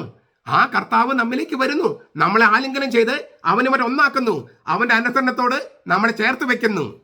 അപ്പോൾ അവന്റെ അനുസരണം നമ്മുടെ ബലിയായി മാറുന്നു. പെന്തക്കോസ്ത ദൈവസഭക്കാരൻ എന്നോട് ചോദിച്ചില്ലേ, നിങ്ങൾ ആർക്കാണ് ബലി അർപ്പിക്കുന്നത്, ഏത് ബലിയാണ് അർപ്പിക്കുന്നത് ചോദിച്ചില്ലേ? അതിന് ഉത്തരം കിട്ടിയെന്ന് ഞാൻ വിചാരിക്കണം. ഇത് മനസ്സിലാകുന്നുണ്ടെന്ന് ഞാൻ വിചാരിക്കണേ. ഒരു 3-4 പ്രാവശ്യം കേട്ടോളം ഞാൻ പറയുന്നത് കേട്ടോ. ചുരുക്കത്തില് ഹെബ്രായലേഖനം 3:1, നാം സ്വീകരിച്ചേറ്റ് പറയുന്ന അപ്പസ്തോലനും മഹാപുരോഹിതനുമായ യേശു. അപ്പസ്തോലനും മഹാപുരോഹിതനുമായ യേശു. ഇങ്ങനെയുള്ള യേശു എന്താ ചെയ്തത്? നമ്മളിപ്പം ഇന്നത്തെ വായനയിലേക്ക് വരിക, സുവിശേഷത്തിലേക്ക്. ഇത്രയും നേരം നമ്മൾ പറഞ്ഞത് ഇതിന്റെ പശ്ചാത്തലമാണ് ശരിക്കും. ഇന്നത്തെ അതായത് യേശു ഈ പൗരോഹിത്യം സ്ഥാപിച്ചോ ഇല്ലയോ, അത് ഇന്നത്തെ സുവിശേഷ വായന. മർക്കോസിന്റെ സുവിശേഷം 3:7 മുതൽ 19 വരെ പറഞ്ഞു. അതിൽ നമ്മൾ 13-ാമത്തെ വാക്യം മാത്രമാണ് നമ്മൾ ചർച്ച ചെയ്യുന്നത്. പിന്നെ അവൻ മലയിലേക്ക് കയറി. 12 പേരെ നിയമിക്കുന്ന രംഗത്തിന് ഗാംഭീര്യം കൊടുക്കുകയാണ് ഈ തിരുവചനം, ഈ പരാമർശം. ദൈവം സ്വയം ആവിഷ്കരിക്കുന്ന ഇടത്തെയാണ് ബൈബിള് മല എന്ന് പറയണേ. ഞാൻ പറഞ്ഞ എല്ലാ വാക്കുകളും ഞാൻ ആവർത്തിക്കാതെ വിടുകയാണ്. നിങ്ങളെല്ലാം 2 പ്രാവശ്യം 3 പ്രാവശ്യം കേട്ടോളൂ.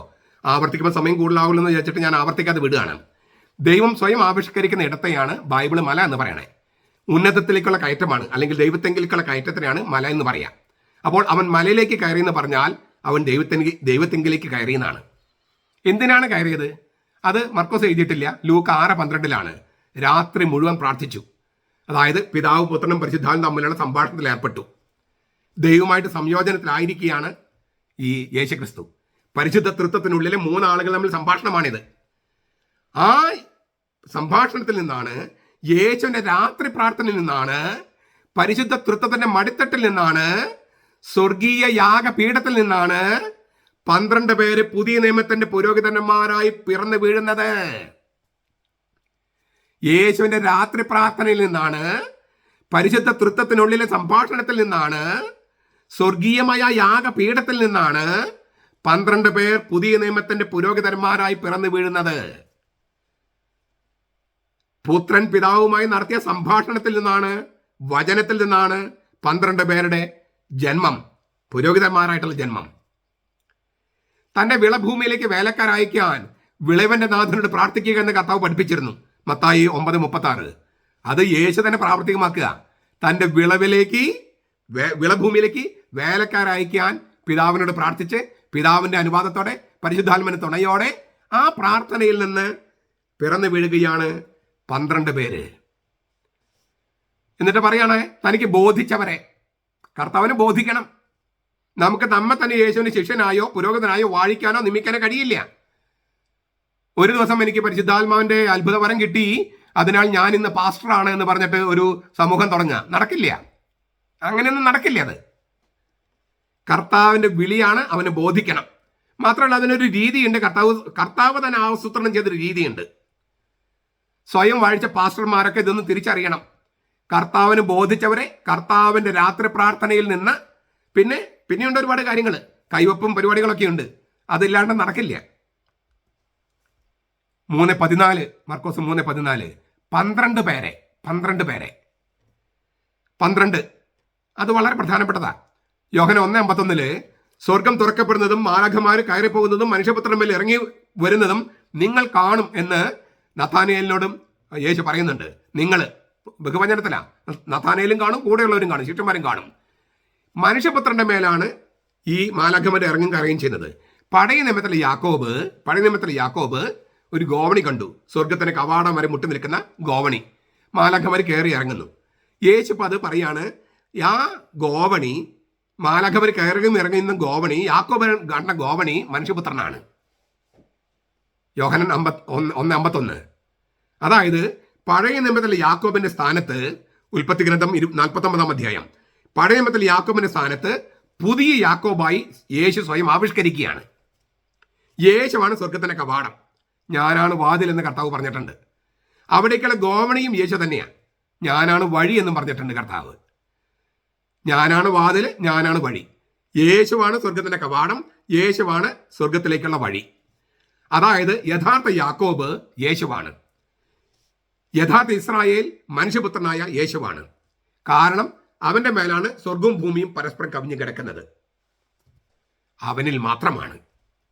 ആ യാക്കോബ്, പുതിയ യാക്കോബ്, യേശു എന്ന പുതിയ യാക്കോബ്, പുതിയ ഇസ്രായേല് തന്റെ 12 പുത്രന്മാരായി 12 പേരെ വാഴിക്കുന്നു. 12 പേർ എന്നുള്ള സംഖ്യയുടെ പ്രാധാന്യം മനസ്സിലായോ? പുതിയ യാക്കോബ്, പുതിയ ഇസ്രായേൽ യേശുവാണ്. ആ പുതിയ യാക്കോബ് തന്റെ 12 പുത്രന്മാരായിട്ടാണ് 12 പേരെ വാഴിക്കണേ. അതിലൊരാൾ വീണ് പോയപ്പോൾ പകരം ഒരാളെ വെക്കാൻ കാരണം അത് തന്നെയാണ്. ആ 12 എന്ന സംഖ്യ അങ്ങനെ തന്നെ നിൽക്കണം. എങ്കിലത് ശരിയാകൂ. ഇങ്ങനെ 12 പുത്രന്മാരായി അവരെ വാഴിച്ച് അവർക്ക് ഏൽപ്പിക്കപ്പെട്ട ദൗത്യമുണ്ട്. ആ 12 പേർക്ക് ഏൽപ്പിക്കപ്പെട്ട ദൗത്യം മർക്കോസ് 3:14, 16, 4:10, 6:7, 9:35, 10:32, 11:11, 14:10, 14:17, 14:20, 14:43. ഇവിടേക്ക് ഈ 12 പേർക്ക് പല ദൗത്യങ്ങൾ ഏൽപ്പിക്കുന്നുണ്ട്. ആ ദൗത്യങ്ങളൊക്കെ ഏൽപ്പിച്ചിട്ട് അവർ തിരിച്ചു വരുമ്പോൾ അവർ അപ്പസ്തോലന്മാരെന്ന് വിളിക്കും. ഏൽപ്പിക്കപ്പെട്ട ദൗത്യം ചെയ്ത് തിരിച്ചു വരുമ്പോൾ അവർ അപ്പസ്തോലന്മാരെന്ന് വിളിക്കും. മർക്കോസ് 6:30. ഒന്നാമത്തെ അപ്പസ്തോലൻ മഹാപുരോഹിതനുമായി യേശു 12 പേരെ അപ്പസ്തോലന്മാരായിട്ട് വാഴിച്ചു. ഞാൻ നേരത്തെ പറഞ്ഞത് ഒന്ന് ഓർക്കുന്നുണ്ടോ? അപ്പസ്തോലനും മഹാപുരോഹിതനുമായി യേശു, അത് കൂടി കിടക്കുകയാണ്. അപ്പസ്തോലനും മഹാപുരോഹിതനുമായി യേശു ഇവിടെ അപ്പസ്തോലന്മാരായിട്ട് വാഴിക്കുന്നു. ആ അപ്പസ്തോലന്മാര് പുരോഹിതന്മാരാണെന്ന കാര്യം നമ്മൾ കാണാൻ പോവുകയാണ്.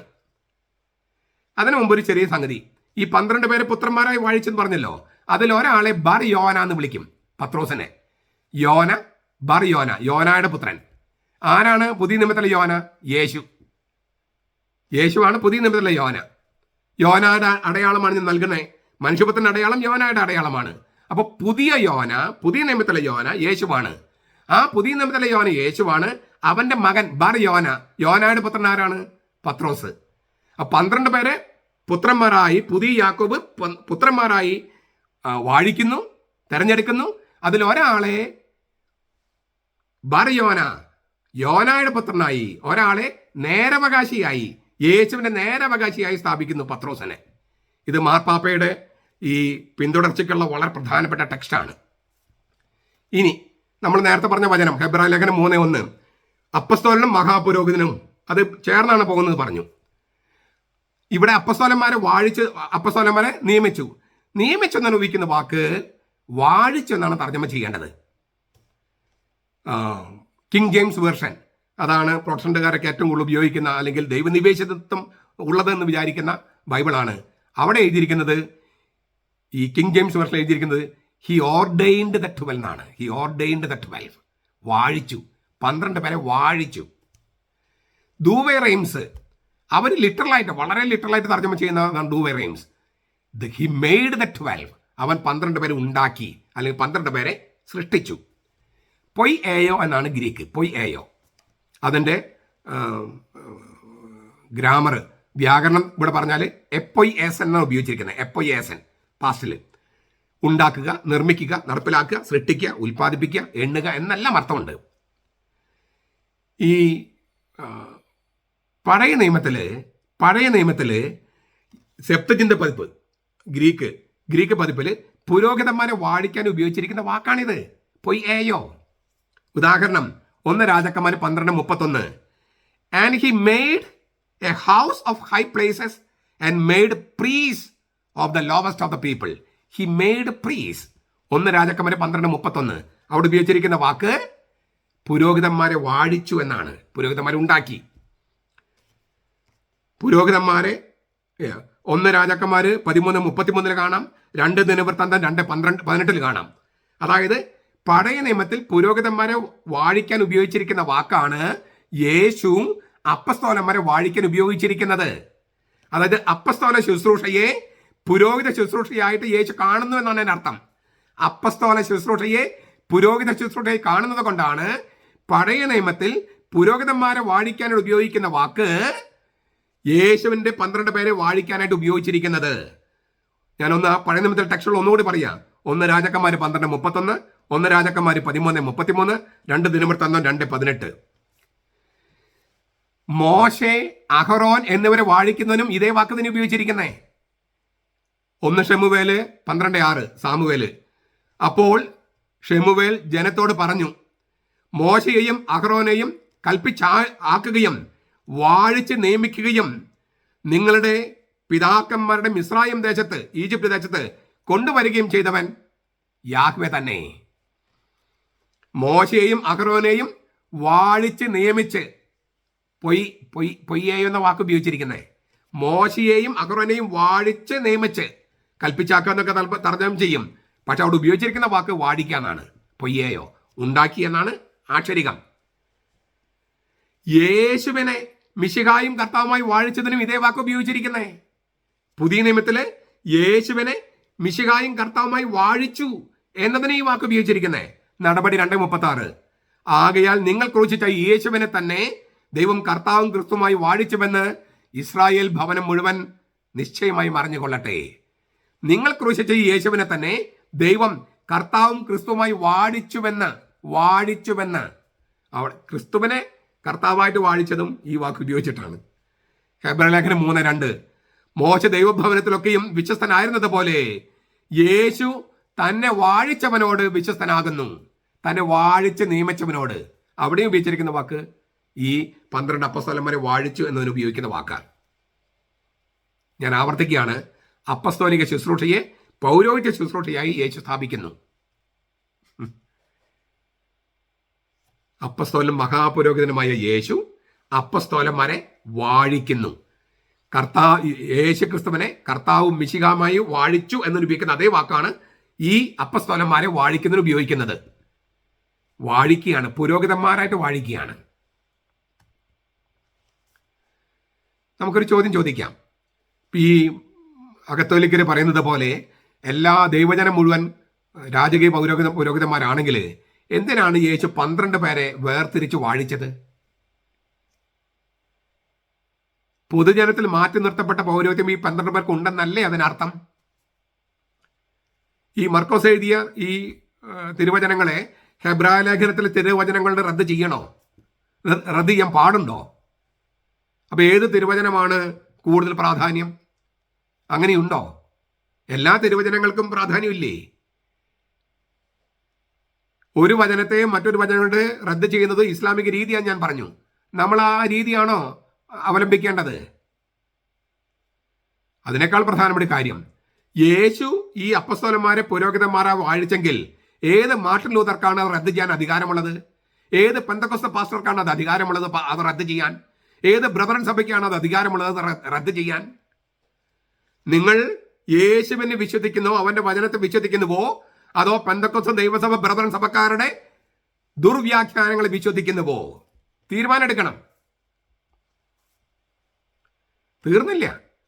ഈ പൗരോഹിത്യ അഭിഷേകവുമായിട്ട് യേശു പറഞ്ഞ ചില സുപ്രധാന വചനങ്ങളുണ്ട്. യേശു തന്റെ അതുല്യമായ ശുശ്രൂഷയുടെ നേർ തുടർച്ചയായിട്ടാണ് അപ്പസ്തോലന്മാരുടെ ശുശ്രൂഷ സ്ഥാപിക്കുന്നത്. യേശുവിന്റെ അതുല്യ ശുശ്രൂഷയുടെ നേർ തുടർച്ചയായിട്ടാണ് അപ്പസ്തോലന്മാരുടെ ശുശ്രൂഷ സ്ഥാപിക്കുന്നത്. നിങ്ങളെ സ്വീകരിക്കുന്നവൻ എന്നെ സ്വീകരിക്കുന്നു, നിങ്ങളെ സ്വീകരിക്കുന്നവൻ എന്നെ സ്വീകരിക്കുന്നു. യേശു 12 പേരുടെ പറയണേ. മത്തായി 10:40, ലൂക്ക 10:16, യോഹ 13:10, മത്തായി 9:8, 10:1, 21:23, മർക്കോസ് 10:7, 13:34, ലൂക്ക 4:6, 9:1, 10:19. ഞാൻ ഈ ടെക്സ്റ്റൊക്കെ പറഞ്ഞതിന് കാരണം അത്ര പ്രാവശ്യം ആവർത്തിച്ച് കർത്താവ് പറയാണ്. ആവർത്തിച്ച് നിങ്ങളെ സ്വീകരിക്കുന്നവൻ എന്നെ സ്വീകരിക്കുന്നു. ഇത് സ്ഥിരീകരിച്ചുകൊണ്ട് ഉത്തിതനായ ക്രിസ്തു അപ്പസ്തോലന്മാരുടെ 12 പേരോട് പറയാണ്, പിതാവ് എന്നെ അയച്ചതുപോലെ, പിതാവ് എന്നെ അയച്ചതുപോലെ ഞാനും നിങ്ങളെ അയക്കുന്നു. യോഹന്നാൻ 20:21. അതിന് കൂട്ടത്തിൽ 13, 20, 17, 18 വായിക്കാം. പിതാവിനെ അയച്ചതുപോലെ, അതായത് നമ്മൾ മുമ്പ് പറഞ്ഞ കാര്യങ്ങളൊക്കെ ഓർക്കണേ. യേശു സ്വയമേ ഏറ്റെടുത്തതല്ല ഈ അപ്പസ്തോല പ്രവൃത്തിയും മഹാപുരോഹിത പ്രവൃത്തിയും ദൗത്യവും. പിതാവ് അയച്ചതാണ്, പിതാവ് ഏൽപ്പിച്ചതാണ്. ആ പിതാവ് ഏൽപ്പിച്ചതുപോലെ, പിതാവ് പുത്രനെ ഏൽപ്പിച്ചതുപോലെ, പുത്രൻ പറയാണ് പിതാവിനെ അയച്ചതുപോലെ ഞാനും നിങ്ങൾ അയക്കുന്നു. ആ തുടർച്ച നോക്കിയാൽ പിതാവിൽ നിന്ന് പുത്രനിലേക്ക്, പുത്രനിൽ നിന്ന് 12 പേരിലേക്ക്, അപ്പസ്തോലന്മാരിലേക്ക്. ഈ വചനം വളരെ പ്രധാനപ്പെട്ടതാണ്, വളരെ ശക്തമാണ്. പുത്രനെ പിതാവ് അയച്ചു. പുത്രന്റെ ദൗത്യം പിതാവിൽ നിന്നും പിതാവിന് വേണ്ടിയുമാണ്. ആ പുത്രന് സ്വയമേവ യാതൊന്നും ചെയ്യാൻ കഴിയില്ല. യോഹന്നാൻ 5:19-30. അങ്ങനെ പറഞ്ഞ കർത്താവ്, അതായത് പിതാവ് ചെയ്ത് കാണുന്നല്ലാതെ മറ്റൊന്നും ചെയ്യാൻ കഴിയില്ല, പുത്രന് സ്വയമേവ യാതൊന്നും ചെയ്യാൻ കഴിയില്ല എന്ന് പറഞ്ഞ കർത്താവ് അടുത്തൊരു വചനത്തിൽ പറയാണ്, എന്നെ കൂടാതെ നിങ്ങൾക്കും ഒന്നും ചെയ്യാൻ കഴിയില്ല. എന്നെ കൂടാതെ നിങ്ങൾക്കും ഒന്നും ചെയ്യാൻ കഴിയില്ല. നിങ്ങൾ വചനം പല പ്രാവശ്യം കേട്ട് കാണും. കർത്താവിന് കൂടാണ്ട് എത്രയോ പേര് എന്തെല്ലാം ചെയ്യണമെന്നൊക്കെ ചിലപ്പോൾ നിങ്ങൾക്ക് തോന്നിക്കാണും. അതല്ല അതിൻ്റെ അർത്ഥം. എന്നെ കൂടാതെ നിങ്ങൾക്കൊന്നും ചെയ്യാൻ കഴിയില്ല എന്ന് പറയുന്നത് യോഹന്നാൻ 15:5 ഇവിടെ ഒന്നും എന്ന വാക്ക് കഴിച്ചുകൊണ്ടുന്നത് അപ്പസ്തോലിക അധികാരത്തിലേക്ക്, ബലം, അതിന്റെ ദൗർബല്യത്തിലേക്കുമാണ്. അതായത് യേശുവിനോട് കൂടെയാണെങ്കിൽ എല്ലാം ചെയ്യാം, യേശുവിന് കൂടെ അല്ലെങ്കിൽ ഒന്നും ചെയ്യാൻ കഴിയില്ല. എന്നെ കൂടാതെ നിങ്ങൾക്കൊന്നും ചെയ്യാൻ കഴിയില്ല. എനിക്ക് സ്വയമേവ യാതൊന്നും ചെയ്യാൻ കഴിയില്ല എന്ന് പറഞ്ഞ പുത്രനാണ് പറയുന്നത്. അതായത് പിതാവ് ചെയ്ത് കാണുന്നല്ലാതെ മറ്റൊന്നും ചെയ്യാൻ എനിക്ക് കഴിയില്ല എന്ന് പറഞ്ഞ പുത്രനാണ് പറയുന്നത്, എന്നെ കൂടെ നിങ്ങൾക്കൊന്നും ചെയ്യാൻ കഴിയില്ല. അത് സൂചിപ്പിക്കുന്നത് ഏതെങ്കിലും കാര്യത്തെക്കുറിച്ചല്ല, അപ്പസ്തോലിക അധികാരത്തെക്കുറിച്ചാണ്. അതിന്റെ ബലവും ദൗർബല്യവും, അതിന് അധികാരവും ബലഹീനതയും. അതായത് അപ്പസ്തോലന്മാർ എന്ന നിലയിൽ അവർ ചെയ്യേണ്ട ഒരു കാര്യവും യേശുവിനെ കൂടെ അവർക്ക് ചെയ്യാൻ കഴിയില്ല. ഞാൻ ഒന്നുകൂടി പറയാണ്, അപ്പസ്തോലന്മാർ എന്ന നിലയിൽ അവർ ചെയ്യേണ്ട ഒരു കാര്യവും യേശുവിനെ കൂടാതെ അവർക്ക് ചെയ്യാൻ കഴിയില്ല. ഈ കർത്താവുമുള്ള ഐക്യത അല്ലേ, എന്നെ കൂടാതെ, അത് വെറും ഭാവനയല്ല, വെറും ഞാൻ വിശ്വസിച്ചാൽ മതി അങ്ങനെയല്ല. അപ്പൊ വിശ്വാസം വെറും ഭാവനയാകും, മറിച്ചത് ശാരീരികമാണ്, സ്പർശിക്കാൻ പറ്റുന്നത്. നിന്റെ പാപങ്ങൾ ഞാൻ മോചിക്കുന്നു എന്ന് അപ്പസ്തോലന്മാർക്ക് യേശുവിനെ കൂടാതെ പറയാൻ പറ്റുമോ? ഇത് എൻ്റെ ശരീരമാണ് എന്ന് അപ്പസ്തോലന്മാർക്ക് യേശുവിനെ കൂടാതെ പറയാൻ പറ്റുമോ? ഇത് എൻ്റെ രക്തമാണ് എന്ന് അപ്പസ്തോലന്മാർക്ക് യേശുവിനെ കൂടാതെ പറയാൻ പറ്റുമോ? ഇങ്ങനെ കൈകൾ തലയിൽ വെച്ചിട്ട് നിങ്ങൾ പരിശുദ്ധാത്മാവിനെ സ്വീകരിക്കുവിൻ എന്ന് അപ്പസ്തോലന്മാർക്ക് യേശുവിനെ കൂടാതെ പറയാൻ കഴിയുമോ? എന്നെ കൂടാതെ നിങ്ങൾക്കൊന്നും ചെയ്യാൻ കഴിയില്ല. അതായത് അപ്പസ്തോലന്മാർ എന്ന നിലയിൽ അപ്പസ്തോലിക ദൗത്യം നടത്താൻ യേശുവിൻ്റെ ഉള്ളിൽ യേശുവിനോട് കൂടെ ആയിരുന്നാലേ പറ്റൂ. യേശുവിനെ കൂടാതെ പറ്റില്ല. ശ്ലൈഹിക ശുശ്രൂഷ എന്തെല്ലാമാണോ അവയൊന്നും തന്നെ സ്വന്തം അധികാരത്താൽ അപ്പസ്തോലന്മാർക്ക് ചെയ്യാൻ കഴിയില്ല. ദൈവത്തിന് യാതൊന്നും അസാധ്യമല്ല. അങ്ങനെ സർവശക്തനായ പിതാവിൽ നിന്ന് പൂർണ്ണമായും വരുന്ന പുത്രനോട് ഐക്യപ്പെട്ടിരിക്കുന്നതിലൂടെയാണ് അപ്പസ്തോലന്മാർക്ക് ഈ വക കാര്യങ്ങൾ അപ്പസ്തോലിക ശുശ്രൂഷ ചെയ്യാൻ പറ്റൂ. ആ അധികാരം വിനിയോഗിക്കാൻ കഴിയുന്നത് യേശുവിനോട് കൂടെ ആയിരിക്കുമ്പോൾ മാത്രമാണ്. അവനോട് ഐക്യപ്പെട്ടിരിക്കുന്നില്ലെങ്കിൽ ഈ ശ്ലൈഹിക അധികാരം അവർക്ക് ഇല്ല. ഐക്യപ്പെട്ടിരിക്കുന്നെങ്കിലോ അവർക്ക് ഈ ശ്ലൈഹിക ശുശ്രൂഷ അസാധ്യമായിരിക്കില്ല. യേശുവിനോട് ഐക്യപ്പെട്ടിരിക്കുന്നെങ്കിൽ ശ്ലൈഹിക ശുശ്രൂഷ അസാധ്യമായിരിക്കില്ല. അവർക്ക് പറയാൻ പറ്റും, ഇതെന്റെ ശരീരമാണ്, ഇതെന്റെ രക്തമാണ്, ഞാൻ നിങ്ങൾ പരിശുദ്ധാത്മാവിനെ സ്വീകരിക്കുന്നതൊക്കെ പറയാം.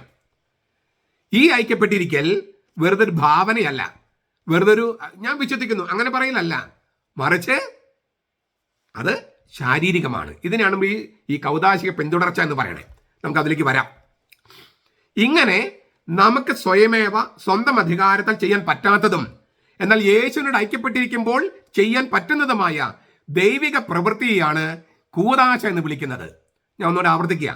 നമുക്ക് സ്വയമേവ സ്വന്തം അധികാരത്താൽ ചെയ്യാൻ പറ്റാത്തതും എന്നാൽ യേശുവിനോട് ഐക്യപ്പെട്ടിരിക്കുമ്പോൾ, അത് ശാരീരികമായിട്ട് ഐക്യപ്പെട്ടിരിക്കുമ്പോൾ ചെയ്യാൻ പറ്റുന്നതുമായ ദൈവിക പ്രവൃത്തിയെ കൂദാശ എന്ന് സഭ വിളിക്കുന്നു. പരമപരിശുദ്ധൻ തന്റെ പരിശുദ്ധ പ്രവൃത്തി താൻ വാഴിച്ച് തനിക്കായി വേർതിരിച്ചവരിലൂടെ ചെയ്യുകയാണ്. അതാണ് കൂദാശ. നിങ്ങൾ ഇതുവരെ എൻ്റെ നാമത്തിൽ ഒന്നും ചോദിച്ചിട്ടില്ല, ചോദിക്കുവിൻ ഞാൻ തരും എന്ന് പറയുന്നുണ്ട്. യേശുവിൻ്റെ നാമത്തിൽ പരീക്ഷയ്ക്ക് പാസ്സാകാനുള്ള മാർക്ക് അതാണ് ചോദിക്കുക, സാമ്പത്തികമായിട്ടുള്ള നേട്ടം അതാണ് ചോദിക്കുക, മക്കൾക്ക് എഞ്ചിനീയറിംഗ് ഡോക്ടറാകാൻ അതാണ് ചോദിക്കുക. യേശുവിൻ്റെ നാമത്തിൽ അല്ല. യേശുവിൻ്റെ നാമത്തിൽ ചോദിക്കുന്നത് നിന്റെ പരിശുദ്ധാത്മാവ് എഴുന്നള്ളി വരട്ടെ, നിന്റെ പരിശുദ്ധാത്മാവ് എഴുന്നള്ളി വരട്ടെ. അതാണ് യേശുവിൻ്റെ നാമത്തിൽ ചോദിക്കുന്നത്. പരിശുദ്ധന്റെ പ്രവൃത്തി ചെയ്യാൻ, അതിനാണ് കൂദാശ എന്ന് പറയണേ. ചുരുക്കത്തിൽ 12 പേരെ വേർതിരിച്ച് വാഴിച്ച് നിയമിച്ചാക്കിയ ഈ പുതിയ ദൗത്യം അതിന് സ്വഭാവത്താലെ കൗദാശികമാണ്, പൗരോഹിത്യപരമാണ്, പുരോഹിതപരമാണ്, പൗരോഹിത്യമാണത്. അത് മനസ്സിലാക്കാൻ 2-3 വചനങ്ങൾ കൂടി നോക്കാം. പിതാവ് പുത്രനെ വിശുദ്ധീകരിച്ചു, യോഹനം 10:36. ആ വചനങ്ങൾ വായിച്ചു നോക്കിയെന്ന്. യോഹനം 10:36. പിതാവ് പുത്രനെ വിശുദ്ധീകരിച്ചു. അപ്പോൾ പുത്രന് വല്ല പാപം ഉണ്ടായിരുന്നോ? പാപമല്ല. വിശുദ്ധീകരിക്കെന്ന് പറഞ്ഞാൽ വേർതിരിച്ചെന്നാണ് അർത്ഥം. അതായത് പിതാവ് പുത്രനെ മനുഷ്യവംശത്തിന്റെ മഹാപുരോഹിതനായി വാഴിച്ചു വേർതിരിച്ചു. വിശുദ്ധീകരിച്ചാൽ ഉപയോഗിക്കുന്ന വാക്ക് ഹഗിയാറ്റ്സോ എന്നാണ്. ഹഗിയാറ്റ്സോ ഗ്രീക്കില്, ഹീബ്രിൽ ഖാദോഷ്, സുറിയാനി കൂദാശ. കൂദാശ എന്ന വാക്ക് ബൈബിളിലുണ്ടോ എന്നാണ് പെന്തക്കോസ്തുകാരുടെ ചോദ്യം. ഉണ്ടല്ലോ.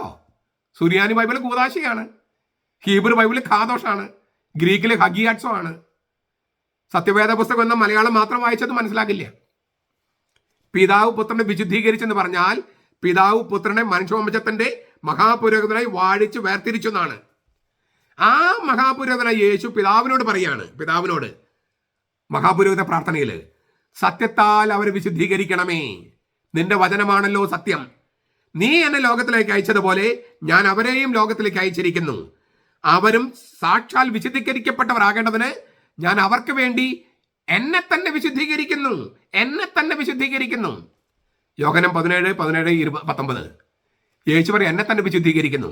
വിശുദ്ധീകരണ വാക്ക് നമ്മൾ കേൾക്കുമ്പോൾ പെട്ടെന്ന് തന്നെ വിചാരിക്കുക പാപത്തിലുള്ള വിശുദ്ധീകരണം അല്ല, വേർതിരിക്കലാണ്. ഞാൻ എന്നെ തന്നെ വേർതിരിച്ച് മാറ്റി നിർത്തിയിരിക്കുന്നു. എങ്ങനെ? സത്യത്താൽ. അതായത് ദൈവത്തിനായി മാറ്റി നിർത്തപ്പെടുകയാണ്. അതുകൊണ്ട് യേശുവാണ് കൂദാശ. യേശുവിന്റെ തുടർച്ചയായതുകൊണ്ടാണ് സഭ കൂദാശയായിരിക്കുന്നത്. അതുകൊണ്ടാണ് സഭയിലെ ജീവിതത്തിലെ 7 പ്രധാനപ്പെട്ട നിമിഷങ്ങൾ കൂദാശയായിരിക്കുന്നത്. യേശുവിന് ഉത്ഥാനത്തിന് ശേഷവും അവന്റെ മനുഷ്യാവതാരം ഭൂമിയിൽ തുടരണ്ടേ? അതിനല്ല ദൈവം മനുഷ്യനായത്. അതിനാൽ മഹാപുരോഹിതന സ്ഥാനത്ത് നിന്ന് ആ മഹാപുരോഹിതന് വേണ്ടി ദൈവത്തിന് ദിവ്യ ശുശ്രൂഷ, ലിറ്റർജി ചെയ്യാനുള്ള പുരോഹിതന്മാരായി പുത്രൻ 12 പേരെ വാഴിച്ച് അവരെ മാറ്റി നിർത്തി വിശുദ്ധീകരിക്കുന്നു, കൂദാശ ചെയ്യുന്നു. യോഹന്നാന്റെ സുവിശേഷത്തിൽ 17-ാമത്തെ അധ്യായം പറഞ്ഞത്, അവരും സാക്ഷാൽ വിശുദ്ധീകരിക്കപ്പെട്ടവരാകേണ്ടതിന് ഞാൻ എന്നെ തന്നെ അവർക്ക് വേണ്ടി വിശുദ്ധീകരിക്കുന്നു. അവര് സത്യത്താൽ വിശുദ്ധീകരിക്കണമേ. സത്യം എന്ന് പറയുന്നത് വചനമാണ്. വചനം എന്ന് പറയുന്നത് യേശുവാണ്. അതായത് പിതാവിന് നമ്മളോട് പറയാനുള്ള സംഗതി എന്താണ്? ഒരാളാണ്. പിതാവിന് നമ്മളോട് പറയാനുള്ള വചനം ഒരാളാണ്, യേശു. ആ യേശുവാണ് സത്യം. ആ യേശുവിലേക്കുള്ള സ്നാനമാണ് ഇവിടെ പറയുന്നത്. സത്യത്തിലേക്കുള്ള സ്നാനമാണിത്.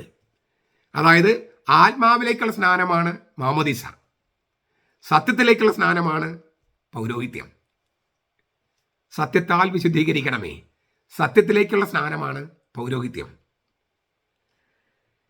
ഈ പൗരോഹിത്യ ശുശ്രൂഷ തീർത്തും പുതിയതാണ്. പഴയ നിയമ പൗരോഹിത്യത്തിൽ നിന്ന് ഉരുത്തിരിയുന്നതല്ല. ദൈവം മനുഷ്യനായി വന്ന ആളായ യേശുവിന്റെ മനുഷ്യാവതാരം, മരണം, ഉത്ഥാനം എന്നിവയിൽ നിന്ന് നേരിട്ട് ഉത്ഭവിക്കുന്നതാണ് ഈ പുതിയ പൗരോഹിത്യം. ഈ യേശു ക്രിസ്തുവിനെ മഹാപുരോഹിതനാക്കുന്നത് കണ്ടു കഴിഞ്ഞു. മനുഷ്യാവതാരം, മരണം, ഉത്ഥാനമാണ്. ആ മനുഷ്യാവതാരം, മരണം, ഉത്ഥാനം അതിൽ നേരിട്ട് ഉത്ഭവിക്കുന്നതാണ് പുതിയ നിയമ പൗരോഹിത്യം. അത് പഴയ നിയമ പൗരോഹിത്യമല്ല. ഇതാണ് നമ്മൾ പുതുമ നമ്മൾ പറഞ്ഞത്. യേശുവിന്റെ സാന്നിധ്യത്തിന്റെ പുതുമയാണ് സഭ കൗദാശിക ശുശ്രൂഷയിലൂടെ എല്ലാ കാലത്തും എല്ലാ സ്ഥലത്തും പ്രകാശിപ്പിക്കുന്നത്. നിങ്ങൾ ഇതിന്റെ ഓർമ്മയ്ക്കായി ചെയ്യുവൻ. അവന്റെ മരണം അതാണ് അവനെ മഹാപുരോഹിതനാക്കുന്നത്. മനുഷ്യാവതാരം മരണത്തിന് വേണ്ടിയാണ്, മരണം കഴിഞ്ഞ് ഉത്ഥാനം. അപ്പൊ ഇതാണ് മഹാപുരോഹിതന്റെ പ്രവൃത്തി. ആ മരണം, മഹാപുരോഹിതന്റെ പ്രവൃത്തി അവന്റെ ദ്വിതീയാഗമനം വരെ പ്രഘോഷിക്കുവിൻ എന്ന് കുർബാനയെ കുറിച്ച് പറയുന്നുണ്ട് പൗലോസ്. ആ പ്രഘോഷിക്കാനായിട്ടുള്ള ആളുകളാണ് ഈ പുരോഹിതന്മാര്. ദൈവം എല്ലായിടത്തില്ലേ? ഉണ്ട്. എപ്പോഴും നമ്മൾ ചോദിക്കുന്ന കാര്യം, ദൈവം എല്ലായിടത്തില്ലേ? ഉണ്ട്. ദൈവം മനുഷ്യനാകുന്നതിന് മുമ്പ് ഉണ്ടായിരുന്നില്ലേ? ഉണ്ട്. മനുഷ്യനായതിനു ശേഷം അങ്ങനെയാണോ? അല്ല. ദൈവം മനുഷ്യനാകുന്നതിന് മുമ്പും മനുഷ്യനായതിനു ശേഷവും ദൈവത്തിന്റെ സാന്നിധ്യം ഒരുപോലെ അല്ല. ഇല്ലേ? കിഴക്കോട്ട് നോക്കി പ്രാർത്ഥിക്കണമെന്നൊക്കെ പറയുമ്പോഴേ പറയും ദൈവം എല്ലായിടത്തും ഇല്ലേ, എവിടേക്ക് നോക്കിയാൽ എന്താ കുഴപ്പം? താത്വികമായിട്ടൊക്കെ ശരിയാണ്, പക്ഷെ ദൈവശാസ്ത്രപരമായിട്ടോ ബൈബിൾ അനുസരിച്ചോ ശരിയല്ല. കാരണം എന്താ? ദൈവം എല്ലായിടത്തും ഉണ്ട്, പക്ഷെ ദൈവം മനുഷ്യനായി ഒരു സ്ഥലത്തും ഒരു സമയത്തും. ആ ചരിത്ര സംഭവത്തിലേക്ക് നോക്കണമെന്നാണ് കിഴക്കോട്ട് തിരിയണമെന്ന് പറയുന്ന അർത്ഥം. അല്ലാണ്ട് സൂര്യനെ നോക്കണമെന്നല്ല. ഈ ചരിത്ര സംഭവത്തിലേക്കും ചരിത്ര സമയത്തിലേക്കും ആ സ്ഥലത്തേക്കും നോക്കണമെന്നാണ്. കാരണം ദൈവത്തിന്റെ സാന്നിധ്യം മനുഷ്യാവതാരത്തിന് മുമ്പും മനുഷ്യാവതാരത്തിന് ശേഷം ഒരുപോലെയല്ല. ഇത് പെന്തക്കോസ്ത പാസ്റ്റർമാർക്ക് അറിയാത്തത് കൊണ്ടാണ് എന്തും ചെയ്യാമെന്ന് അവർ വിചാരിക്കുന്നത്. വിമത വൈദികരും എറണാകുളത്ത് വിമത വൈദികരും അങ്ങനെ വിചാരിക്കുന്നത്. അവർക്ക് വിശ്വാസം വെറും ഒരു ഭാവനയാണ്. അവരുടെ വിശ്വാസം മൂർത്ത രൂപം, കോൺക്രീറ്റ് ആയിട്ടുള്ള രൂപം പ്രാപിക്കുന്നില്ല. കത്തോലിക്ക സഭയുടെ മതബോധനം 1545 നമ്മൾ ഇങ്ങനെ വായിക്കുന്നു: ക്രിസ്തുവിന്റെ രക്ഷാകര ബലി അതുല്യവും ഒരിക്കൽ എന്നേക്കുമായി പൂർത്തിയാക്കപ്പെട്ടതുമാണ്. ഇതാണ് കത്തോലിക്കർ പഠിപ്പിക്കുന്നത് കേട്ടോ, പെന്തക്കോസ്ത് ദൈവസഭക്കാരെ. ക്രിസ്തുവിന്റെ രക്ഷാകര ബലി അതുല്യവും, തുലനം ചെയ്യാൻ പറ്റാത്തതും ഒരിക്കൽ എന്നേക്കുമായി പൂർത്തിയാക്കപ്പെട്ടതുമാണ്. പക്ഷേ അത് സഭയുടെ കൃതജ്ഞതാസ്തോത്ര ബലിയിൽ സന്നിഹിതമാക്കപ്പെടുന്നു. ബലി ആവർത്തിക്കുകയല്ല. ക്രിസ്തുവിന്റെ ഏക പൗരോഹിത്യത്തെ പറ്റിയും ഇത് പറയാം. ക്രിസ്തുവിന്റെ പൗരോഹിത്യത്തിന്റെ അതുല്യതയ്ക്ക് യാതൊരു ന്യൂനതയും വരാതെ തന്നെ അത് ശുശ്രൂഷ പൗരോഹിത്യത്തിലൂടെ സന്നിഹിതമാക്കപ്പെടുന്നു. ക്രിസ്തു മാത്രമാണ് യഥാർത്ഥ പുരോഹിതൻ, മറ്റുള്ളവർ അവിടുത്തെ ശുശ്രൂഷകർ മാത്രമാണ്. അതായത് ഒരൊറ്റ പുരോഹിതനേ ഉള്ളൂ, അത് ക്രിസ്തുവാണ്. കത്തോലിക്ക സഭയിൽ ഒരൊറ്റ പുരോഹിതനേ ഉള്ളൂ, അത് യേശു ക്രിസ്തുവാണ്. നമ്മൾ വൈദികരെന്ന് വിളിക്കുന്നവരൊക്കെ ശുശ്രൂഷകരാണ്, ഏക പുരോഹിതന്റെ ശുശ്രൂഷകര്. അതുകൊണ്ടാണ് ഇതിനെ ശുശ്രൂഷ പൗരോഹിത്യം എന്ന് വിളിക്കുന്നത്. മഹാപുരോഹിതനും അപ്പസ്തോലനുമായ യേശുക്രിസ്തുവിന്റെ പൗരോഹിത്യത്തിൽ അയക്കപ്പെടുന്ന അപ്പസ്തോല പ്രവൃത്തിയിൽ അവർ പങ്കുചേരുന്നത് കൊണ്ട് അവന്റെ ഏക പൗരോഹിത്യത്തിന് ന്യൂനത വരുത്താതെ ആ പൗരോഹിത്യം ഇവിടെ സന്നിഹിതമാക്കപ്പെടുകയാണ്. അങ്ങനെ സന്നിഹിതമാക്കാൻ വേണ്ടിയാണ് ക്രിസ്തു തന്നെ 12 പേരെ തെരഞ്ഞെടുത്ത് വാഴിച്ചത്, സത്യത്താൽ വിശുദ്ധീകരിച്ച് മാറ്റി നിർത്തിയത്. ഇതാണ് ഈ ക്രിസ്തുവിലാണ് പൗരോഹിത്യത്തിന്റെ അടിത്തറ, ശുശ്രൂഷ പൗരോഹിത്യത്തിന്റെ അടിത്തറ. ഒന്നാമത്തെ അടിത്തറ പറഞ്ഞു കഴിഞ്ഞു. ഇനി രണ്ടാമത്തെ അടിത്തറയിലേക്ക് പോകാം. ശ്ലൈഹിക അല്ലെങ്കിൽ അപ്പസ്തോലിക അടിത്തറ. ഇപ്പൊ ഞാൻ ഈ പറഞ്ഞ അത്തരം കാര്യങ്ങൾ കുറെ പേർക്കെങ്കിലും ബോധ്യമായിട്ടുണ്ടാകും. അടുത്തത് ഇനി നമ്മൾ ചർച്ച ചെയ്യാൻ പോകുന്ന കുറച്ചുകൂടി ഗൗരവമായ പ്രശ്നമാണ്. അതായത് യേശുക്രിസ്തുവിൽ സ്ഥാപിതമായി പുതിയ പൗരോഹിത്യ ശുശ്രൂഷ ഉത്ഭവവും മൂലബിന്ദുവും ആദിമസഭയിൽ എങ്ങനെയാണ് സ്വീകരിക്കപ്പെട്ടെ? ആദിമസഭ ഈ പൗരോഹിത്യം അംഗീകരിച്ചത് എങ്ങനെയാണ്, അല്ലെങ്കിൽ അംഗീകരിച്ചോ? തീർന്നില്ല. അടുത്തൊരു വളരെ പ്രധാനപ്പെട്ട ചോദ്യമുണ്ട്. അപ്പസ്തോലന്മാരിൽ നിന്ന് അടുത്ത തലമുറയിലേക്ക് ഈ പൗരോഹിത്യം പകർന്നു നൽകിയെങ്കിൽ എങ്ങനെ?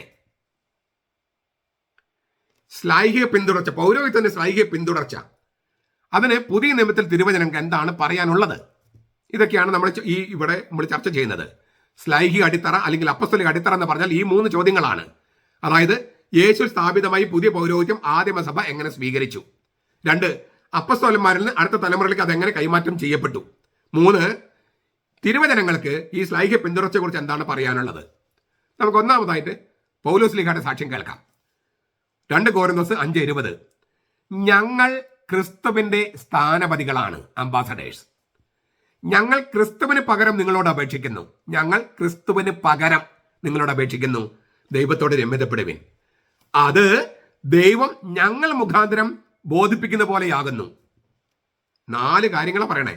2 കൊരിന്തോസ് 5:20, ഞങ്ങൾ ക്രിസ്തുവിന്റെ സ്ഥാനപതികളാണ്, ഞങ്ങൾ ക്രിസ്തുവിന് പകരം നിങ്ങളോട് അപേക്ഷിക്കുന്നു. ക്രിസ്തുവിന്റെ സ്ഥാനത്ത് നിന്ന് ദൈവത്തോട് രമ്യതപ്പെടുക, കുരിശിനെ സ്വീകരിക്കുന്ന അർത്ഥം.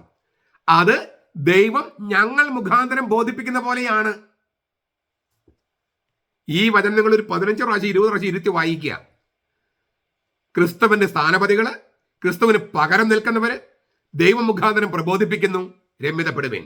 ദൈവം ഞങ്ങൾ മുഖാന്തരം, ദൈവം നേരിട്ട് ഞങ്ങൾ മുഖാന്തരം. ദൈവം വിശ്വാസികളെ ഈ സ്ഥാനപതികളായ അംബാസഡർമാരായ അപ്പസ്തോലന്മാരിലൂടെയാണ് പ്രബോധിപ്പിക്കുന്നത്, നേരിട്ടല്ല. ദൈവത്തോട് നേരിട്ട് സംസാരിക്കുകയും ചെയ്തോ, ഈ അപ്പസ്തോലിക ശുശ്രൂഷ നടക്കില്ല. എല്ലാവരും അപ്പസ്തോലന്മാരോ എല്ലാവരും പുരോഹിതന്മാരോ അല്ല. അപ്പസ്തോലിക ശുശ്രൂഷയും പൗരോഹിത്യ ശുശ്രൂഷയും വേണം.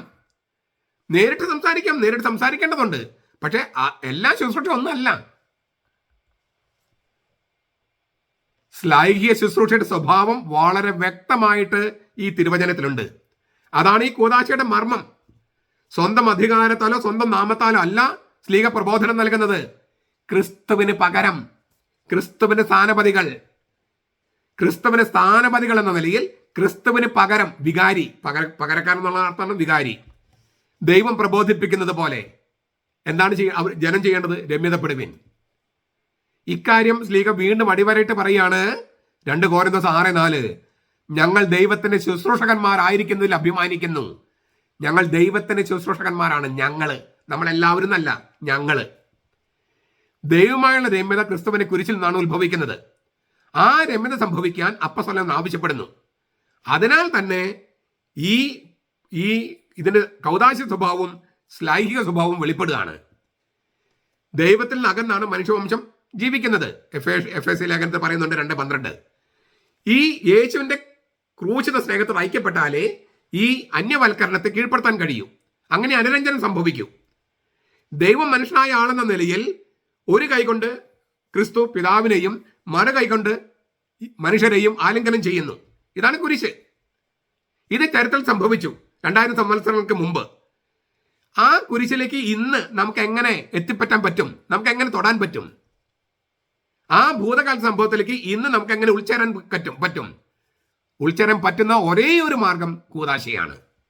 2000 വർഷങ്ങൾക്ക് മുമ്പ് നടന്ന ഈ രമ്യതയിലേക്ക്, ദൈവം മനുഷ്യൻ നമ്മളുടെ രമ്യതയിലേക്ക് നമുക്ക് ഇന്ന് ഉൾച്ചേരാൻ കഴിയുന്ന ഏക മാർഗം കൂദാശയാണ്. ഓരോ കൂദാശയ്ക്കും അനുയോജ്യരായ ശുശ്രൂഷകരുണ്ട്. അവരാ പരിശുദ്ധ പ്രവൃത്തി അനുഷ്ഠിക്കുന്നതിലൂടെ ഈ ഇതിലേക്ക് ഉൾച്ചേരുകയാണ്. നമുക്കൊന്നുകൂടെ തെളിച്ചു പറയാം. മൃഗബലികൾ കൊണ്ട് കാര്യമില്ല. മനുഷ്യൻ ദൈവം ആഗ്രഹിക്കുന്നത് അലംഘനീയമായ അനുസരണമാണ്. നമ്മൾ കണ്ടു കഴിഞ്ഞു. അത് യേശു കുരിശിൽ കൊടുത്തു. മൃഗബലികളുടെ സ്ഥാനത്ത് ദൈവത്തിന്റെ കുഞ്ഞാട് നിന്നു. എന്നിട്ട് അവരിലേക്ക് മനുഷ്യരെ എല്ലാം, നമ്മുടെ എല്ലാ അധമ സ്വഭാവത്തോടും കൂടെ ആകർഷിച്ചു. എന്നിട്ട് നമ്മെ ദൈവത്തിന് മുമ്പിൽ സമർപ്പിച്ചു, സ്വർഗത്തോളം ഉയർത്തി. ഈ പ്രവൃത്തി ഇന്ന് മൂർത്ത രൂപത്തിൽ സംഭവിക്കുന്നത് മാമോദീസയിലൂടെയും വിശുദ്ധ കുർബാനയിലൂടെയുമാണ്. അവന്റെ പിളർന്നു കിടക്കുന്ന പാർശ്വത്തിലേക്ക് ഒട്ടിച്ചേർക്കപ്പെടുമ്പോൾ നാം സാക്ഷാൽ മുന്തിരിവള്ളിയുടെ ശാഖയായിട്ട് മാറുന്നു. അതിനാൽ കുരിശിലെ ബലി ആവർത്തിക്കുകയല്ല, അത് സാധ്യമല്ല, ആവശ്യമില്ല. ചരിത്രത്തിൽ സംഭവിച്ച ബലി ആ ബലിയിൽ ഇന്ന് നാം ഉൾച്ചേരുകയാണ്. അതിനെയാണ് ആഘോഷം, ആചരണം എന്നൊക്കെ പറയുന്നത്, സന്നിഹിതമാക്കൽ എന്ന് പറയുന്നത്.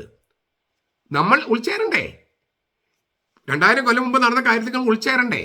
അത് ഞാൻ വിശുദ്ധിക്കെന്ന് പറഞ്ഞാൽ വെറും ഭാവന മാത്രമല്ലേ ആവുള്ളൂ, പ്രവൃത്തിയിലൂടെ സംഭവിക്കണ്ടേ?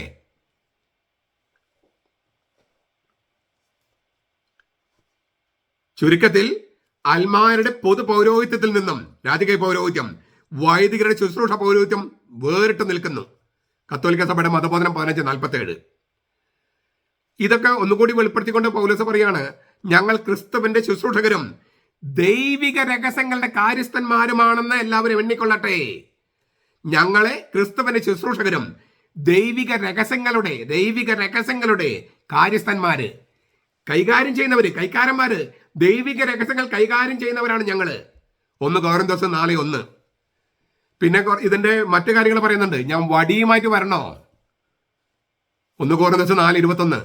അതുകൊണ്ടാണ് മെത്രാന്മാർക്ക് വടി കൊടുത്തിരിക്കുന്നത്. ഇപ്പൊ വടി പിടിക്കാനേ അറിയുള്ളൂ, ഉപയോഗിക്കാൻ അറിയില്ല. ആ വടി ഉപയോഗിച്ചിട്ട് ഒരു കൊട്ട് കൊടുക്കണം, അത് കൊടുക്കാൻ അവർക്ക് അറിയില്ല. 1 കോരിന്തോസ് 5:5 പറയാണ് ചിലരെ സഭയിൽ നിന്ന് പുറത്താക്കണം. ഇതൊക്കെ ഒരു അൽമായ എന്ന നിലയ്ക്കാണ് പറയണേ, അല്ലല്ലോ. ദൈവിക രഹസ്യങ്ങളുടെ കാര്യസ്ഥന്മാർ എന്ന നിലയിൽ അപ്പസ്തോലന്മാര് പുരോഹിത ശുശ്രൂഷ ചെയ്യുന്ന അർത്ഥത്തിലാണ്. ചുരുക്കത്തിൽ ശുശ്രൂഷ എന്ന ഉദ്യോഗം 2 കോരിന്തോസ് 3:6. സഭയിൽ ഒരു സാധാരണ അംഗം പോലെയല്ല ഇവിടെ പൗലോസ് ശ്ലീഹ സംസാരിക്കുന്നതും പ്രവർത്തിക്കുന്നതും. ക്രിസ്തുവിൽ നിന്നുള്ള അധികാരം ഉപയോഗിക്കുകയാണ്. സമൂഹത്തിന് മുമ്പിൽ നിന്ന് ക്രിസ്തുവിന് വേണ്ടി സംസാരിക്കുകയാണ്. അതാണ് ശുശ്രൂഷ എന്ന ഉദ്യോഗം എന്ന് പറയണേ. ഈ ശുശ്രൂഷ എന്ന് പറയുന്നത് പൗരോഹിത്യ ശുശ്രൂഷയാണ്, നമ്മൾ കണ്ടു കഴിഞ്ഞത്. അപ്പം നമുക്ക് അടുത്ത കാര്യത്തിലേക്ക് ചോദിക്കാം, ഇത് ഇങ്ങനെ പകർന്നു നൽകിയോ? ഈ ശുശ്രൂഷ ശ്ലൈഹിക പിന്തുടർച്ച അതെവിടെയാണ്? അപ്പസ്തോലന്മാരുടെ ഈ പൗരോഹിത്യ ശുശ്രൂഷ അവർ മരണത്തോടെ അവസാനിക്കണമെന്നാണോ, അന്യം നിന്ന് പോകണമെന്നാണോ യേശു ആഗ്രഹിച്ചത്? അല്ല, അത് ദ്വിതീയാഗമനം വരെ തുടർന്ന് പോകണമെന്നല്ലേ? അതെ. ഇത് മനസ്സിലാക്കാൻ നമുക്ക് ചില കാര്യങ്ങൾ കൂടി നോക്കാം. ഈ അപ്പസ്തോലൻ എന്ന വാക്ക് ആദിമസഭയിൽ പലർക്കും ഉപയോഗിച്ചിരുന്നു. എന്നാൽ ലൂക്ക സുവിശേഷം എഴുതുന്ന 62-63 കാലയളവായപ്പോഴേക്കും 12 പേർക്ക് മാത്രമായിട്ട് ഈ വാക്ക് നിജപ്പെടുത്തി. 12 അപ്പസ്തോലന്മാർന്നാക്കി. മറ്റു പലർക്കും മുമ്പ് ഉപയോഗിച്ചിട്ടുണ്ട്. പക്ഷേ ഈ ലൂക്ക സുവിശേഷം എഴുതുന്ന കാലത്തോടെ 12 അപ്പസ്തോലന്മാർ എന്നത് നിജപ്പെടുത്തി. അതായത് ആ 12 പേർക്ക് സവിശേഷമായ സ്ഥാനമുണ്ട്. ഇക്കാരണത്താൽ 12 ഒരാൾ വീണ് പോയപ്പോൾ ആ സ്ഥാനം അവർ ഫില്ല് ചെയ്തു, നികത്തി. യേശുവിൽ നേരിട്ട് ഉത്ഭവിച്ചതും സ്ഥായിയായ സ്വഭാവമുള്ളതുമായ ശ്ലൈഹിക പിന്തുടർച്ച ഉറപ്പാക്കാൻ വേണ്ടിയാണ് ഇത് ചെയ്തത്. അതിനാൽ തന്നെ അപ്പസ്തോലന്മാരുടെ ദൗത്യവും മെത്രാന്മാരുടെയും വൈദികരുടെ ദൗത്യവും തമ്മിൽ അന്തരമുണ്ട്. മെത്രാന്മാരും വൈദികരും പിൻഗാമികളാണ്, അപ്പസ്തോലന്മാർ അല്ല. അവര് യേശുവിൽ നേരിട്ട് ഉത്ഭവിച്ചതും സ്ഥായിയായ സ്വഭാവത്തിലുള്ളവരുമാണ്. അപ്പസ്തോലന്മാർ പിൻഗാമികളല്ല, മെത്രാന്മാരും വൈദികരും പിൻഗാമികളാണ്. അക്കാലത്ത് മറ്റ് ശുശ്രൂഷകളുണ്ടായിരുന്നു. പ്രവാചകന്മാർ, അതായത് സുവിശേഷം പ്രഘോഷിക്കുന്നവരെയാണ് പ്രവാചകന്മാർ എന്ന് പറയണേ.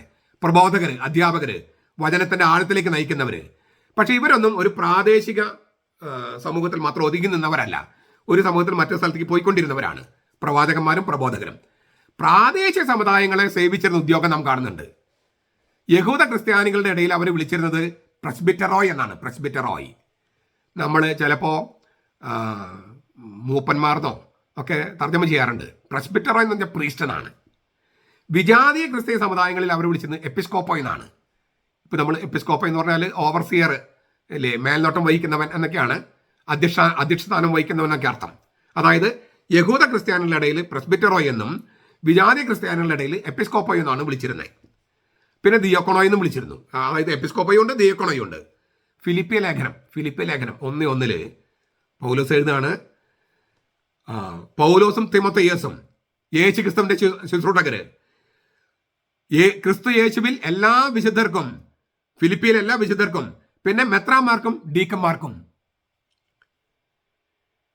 ഈ സത്യവേദ പുസ്തകത്തിൽ തർജ്ജമ ചെയ്തിരിക്കുന്നത് ഞാൻ വായിക്കാം. ക്രിസ്തു യേശുവിന്റെ ദാസന്മാരായ പൗലോസും തിമോഥെയോസും ഫിലിപ്പിയിൽ ക്രിസ്തു യേശുവിലുള്ള സകല വിശുദ്ധന്മാർക്കും അധ്യക്ഷന്മാർക്ക് എപ്പിസ്കോപ്പോയ് എന്നാണ്, മെത്രാന്മാർക്കും അധ്യക്ഷന്മാർക്കും എപ്പിസ്കോപ്പോയ്, ശുശ്രൂഷകന്മാർക്കും കൂടെ എഴുതുന്നത് ഡീക്കന്മാർക്ക്. കിങ് ജെയിംസ് വെർഷനിൽ എഴുതിയിരിക്കുകയാണ്, പോൾ ആൻഡ് തിമോഥെയോസ്, the servants of Jesus Christ, to all the saints in Christ Jesus which are at Philippi with the bishops and deacons, episcopoi and diaconoi. New Jerusalem ബൈബിളിൽ എഴുതിയിരിക്കുന്നത് പ്രിസൈഡിംഗ് എൽഡേഴ്സ്. എപ്പിസ്കോപ്പോയ്ക്ക് ബിഷപ്സ് എന്നാണ് king James version. New Jerusalem ബൈബിളിൽ presiding elders, അധ്യക്ഷത വഹിക്കുന്ന ശ്രേഷ്ഠന്മാർ, മൂപ്പന്മാര്. അതായത് ആദിമസഭയിൽ തന്നെ ഈ ഇങ്ങനെ ഉദ്യോഗങ്ങൾ, ഈ എപ്പിസ്കോപ്പോയ്, സ്കോപ്പ് എന്ന് പറയില്ലേ ഇംഗ്ലീഷിലെ, സ്കോപ്പ് ഒരു പരിധി, ഒരു വിസ്തൃതി, ഒരു ഒരു നിശ്ചിത അളവിലുള്ള അവരെ മേൽനോട്ടം, അതാണ് എപ്പിസ്കോപ്പൻ ഉദ്ദേശിക്കുന്നത്. ഓവർസിയർ നമ്മൾ പറയുന്നത് എപ്പിസ്കോപ്പോയ്. ഈ ഒരു മെട്രോ നഗരത്തിന്റെ പോലീസിന്റെ നഗരം, മെട്രോപോലിസിന്റെ സ്കോപ്പ്, മെട്രോപോലിസ് എന്നാണ് മെത്രാപോലിത്ത. മെട്രോ എന്ന് പറഞ്ഞാൽ അറിയാലോ, മെട്രോ ഒരു നഗരം, മെട്രോപോലിസ് വെച്ചാൽ മെട്രോ നഗരം. മെട്രോ നഗരത്തിന്റെ സൂപ്പർവിഷൻ, ഓവർസീയിങ്. അപ്പം മെട്രോപോലിസ് എന്ന വാക്കിൽ നിന്നാണ് മെത്രാപോലിത്ത. അപ്പൊ അതൊരു വലിയ നഗരത്തിന്റെ, അതിനേക്കാളും കുറച്ചുള്ളതിന് മെത്രാൻ, മെട്രോയിൽ നിന്ന് മെത്രാൻ, അതാണ് വാക്ക്. ഇതിൽ നിന്ന് എന്താ നമുക്ക് മനസ്സിലായി പറഞ്ഞേ? ആദിമസഭയിൽ തന്നെ ഉദ്യോഗത്തിന്റെ ശ്രേണിയുണ്ട്. 12 പേര്, പിന്നെ പൗലോസും തിമോഥെയോസും തുടങ്ങിയ അപ്പസ്തലം വേറെ ഒരു ഗണം, പിന്നെ സകല വിശുദ്ധന്മാർ എന്ന് വിളിക്കപ്പെടുന്ന അൽമായര്, അവരുടെ മെത്രാന്മാര്, ഡീക്കന്മാര്. ചുരുങ്ങിയത് പിന്നെ പ്രവാചകന്മാരും പ്രബോധകരുണ്ട്. അവർ ഞാൻ പറഞ്ഞല്ലോ ഒരു പ്രാദേശിക സമുദായത്തിൽ മാത്രമുള്ളവരല്ല. അതുകൊണ്ടാണ് സ്ഥിരമായിട്ടുള്ള ഉദ്യോഗം അല്ലാത്തത് കൊണ്ടാണ് അവർ വേറെ തരത്തിൽ കാണുന്നത്. സഭയിൽ ഒന്നാമത് അപ്പസ്തലന്മാർ, രണ്ടാമത് പ്രവാചകന്മാർ, മൂന്നാമത് പ്രബോധകരെ അയച്ചെന്നൊക്കെ നിയമിച്ചെന്ന് പൗലോസിലൊക്കെ പറയുന്നുണ്ട്. കോരിന്ത്യർ സഭയ്ക്ക് എഴുതിയ ലേഖനത്തിൽ 12-14 അധ്യായങ്ങളിൽ ഒന്നാമത് അപ്പസ്തലന്മാർ, പ്രവാചകന്മാർ എന്ന് പറഞ്ഞാൽ സുവിശേഷം പ്രഘോഷിക്കുന്നവർ, പ്രബോധകർ ചില അധ്യാപകർ, വചനത്തിന്റെ അധ്യാപകർ. ഈ രണ്ടുപേര്, അതായത് പ്രവാചകന്മാരും പ്രബോധകരും ഒരു സ്ഥലത്ത് നിന്ന് മറ്റു സ്ഥലത്തേക്ക് പോയിക്കൊണ്ടിരുന്നവരാണ്. അപ്പസ്തോലന്മാര് പ്രാദേശികമായിട്ടുള്ള ആളുകൾക്ക് നേതൃത്വം വഹിക്കാനായിട്ട് മെത്രാന്മാരെയും ഡീക്കന്മാരെയും നിയമിച്ചു. അപ്പസ്തോലന്മാരുടെ കാലയളവിൽ തന്നെ ഈ ഉദ്യോഗങ്ങൾ നിലവിൽ വന്നു. കോൺസ്റ്റന്റൈൻ ചക്രവർത്തി ക്രിസ്തുമതം സ്വീകരിച്ചപ്പോൾ വന്നതല്ല. അങ്ങനെയാണ് പലരും പഠിപ്പിക്കുന്നത്. ഇത് നമ്മൾ ബൈബിളിൽ കാണുന്നത്. ഞാൻ തിരുവചനങ്ങൾ അല്ലാതെ വേറെ വല്ലതും പറഞ്ഞിട്ടുണ്ടോ നിങ്ങളോട്? നമുക്ക് ഇതിനെ, അതായത് അപ്പസ്തോലന്മാരുടെ കാലയളവിൽ തന്നെ ഈ ഉദ്യോഗങ്ങൾ നിലവിൽ വന്നതിന്റെ ഒരു തെളിവ് കൂടി ഞാൻ ഹാജരാക്കുകയാണ്. നടപടി ഗ്രന്ഥത്തിൽ 20:17 മിലേത്തോസിൽ നിന്ന് അവൻ പൗലോസ് എഫേസോസിലേക്ക് ആളയച്ച് സഭയിലെ പുരോഹിതന്മാരെ വരുത്തി. പ്രസ്ബിറ്ററോയ് എന്നാണ് ഉപയോഗിക്കുന്നത് അവിടെ. പ്രസ്ബിറ്ററോയ്, പുരോഹിതന്മാരെ. പ്രസ്ബിറ്ററോ എന്ന വാക്കിനർത്ഥം പുരോഹിതന്മാരെന്നാണ്. മിലേത്തോസിൽ നിന്ന് പൗലോസ് എഫേസോസിലേക്ക് ആളയച്ച് സഭയിലെ പുരോഹിതന്മാരെ വരുത്തി. നടപടി 20:17. എന്നിട്ട് പൗലോസ് അവരോട് പറഞ്ഞത് എന്താണ്? നിങ്ങളെ തന്നെയും താൻ സ്വന്തം രക്തത്താൽ സമ്പാദിച്ചിരിക്കുന്ന ദൈവത്തെ സഭയെ മേയിക്കാൻ പരിശുദ്ധാത്മാവ് നിങ്ങളെ അധ്യക്ഷന്മാരാക്കി വെച്ച, മെത്രാന്മാരാക്കി വെച്ച ആട്ടിൻകൂട്ടം മുഴുവനെയും കാത്തു സൂക്ഷിച്ചു കൊള്ളുവിൻ. നിങ്ങളെ കാത്തു സൂക്ഷിക്കണം. ആരെ? നിങ്ങളെ തന്നെയും. പിന്നെ ആരെയാണ്? താൻ സ്വന്തം രക്തത്താൽ സമ്പാദിച്ചിരിക്കുന്ന ദൈവത്തിന്റെ സഭയെ മേയിക്കാൻ പരിശുദ്ധാത്മാവ് നിങ്ങളെ മെത്രാന്മാരാക്കി വെച്ച ആട്ടിൻകൂട്ടം മുഴുവനെയും. അവിടെ ഉപയോഗിച്ച വാക്കോ പ്രസ്ബിറ്ററോയ്. നടപടി 20:28. പ്രസ്ബിറ്ററോയിനെ വിളിച്ചിട്ട് അവരോട് പറയാണ്, നിങ്ങൾ എപ്പിസ്കോപ്പായി ആണ്. പ്രസ്ബിറ്ററോയിനെ വിളിച്ചിട്ട്, പുരോഹിതന്മാരെ വിളിച്ചിട്ട്, സഭയിലെ പുരോഹിതന്മാരെ വിളിച്ചിട്ട് പറയാണ്, നിങ്ങളെ മെത്രാന്മാരാക്കി വെച്ച, സത്യവേദ പുസ്തകത്തിൽ അധ്യക്ഷന്മാരാക്കി വെച്ച. ശരിക്ക് എപ്പിസ്കോപ്പായി എന്നാണ് പൗലോസ് ഉപയോഗിക്കുന്നത്. നമ്മൾ എപ്പാർക്കി എന്ന് പറയില്ലേ? Irinjalakuda eparchy, Thrissur eparchy, Changanassery eparchy, Ernakulam Angamaly eparchy. എപ്പിസ്കോപ്പയുടെ ഭരണ സീമയാണ് എപ്പാർക്കി.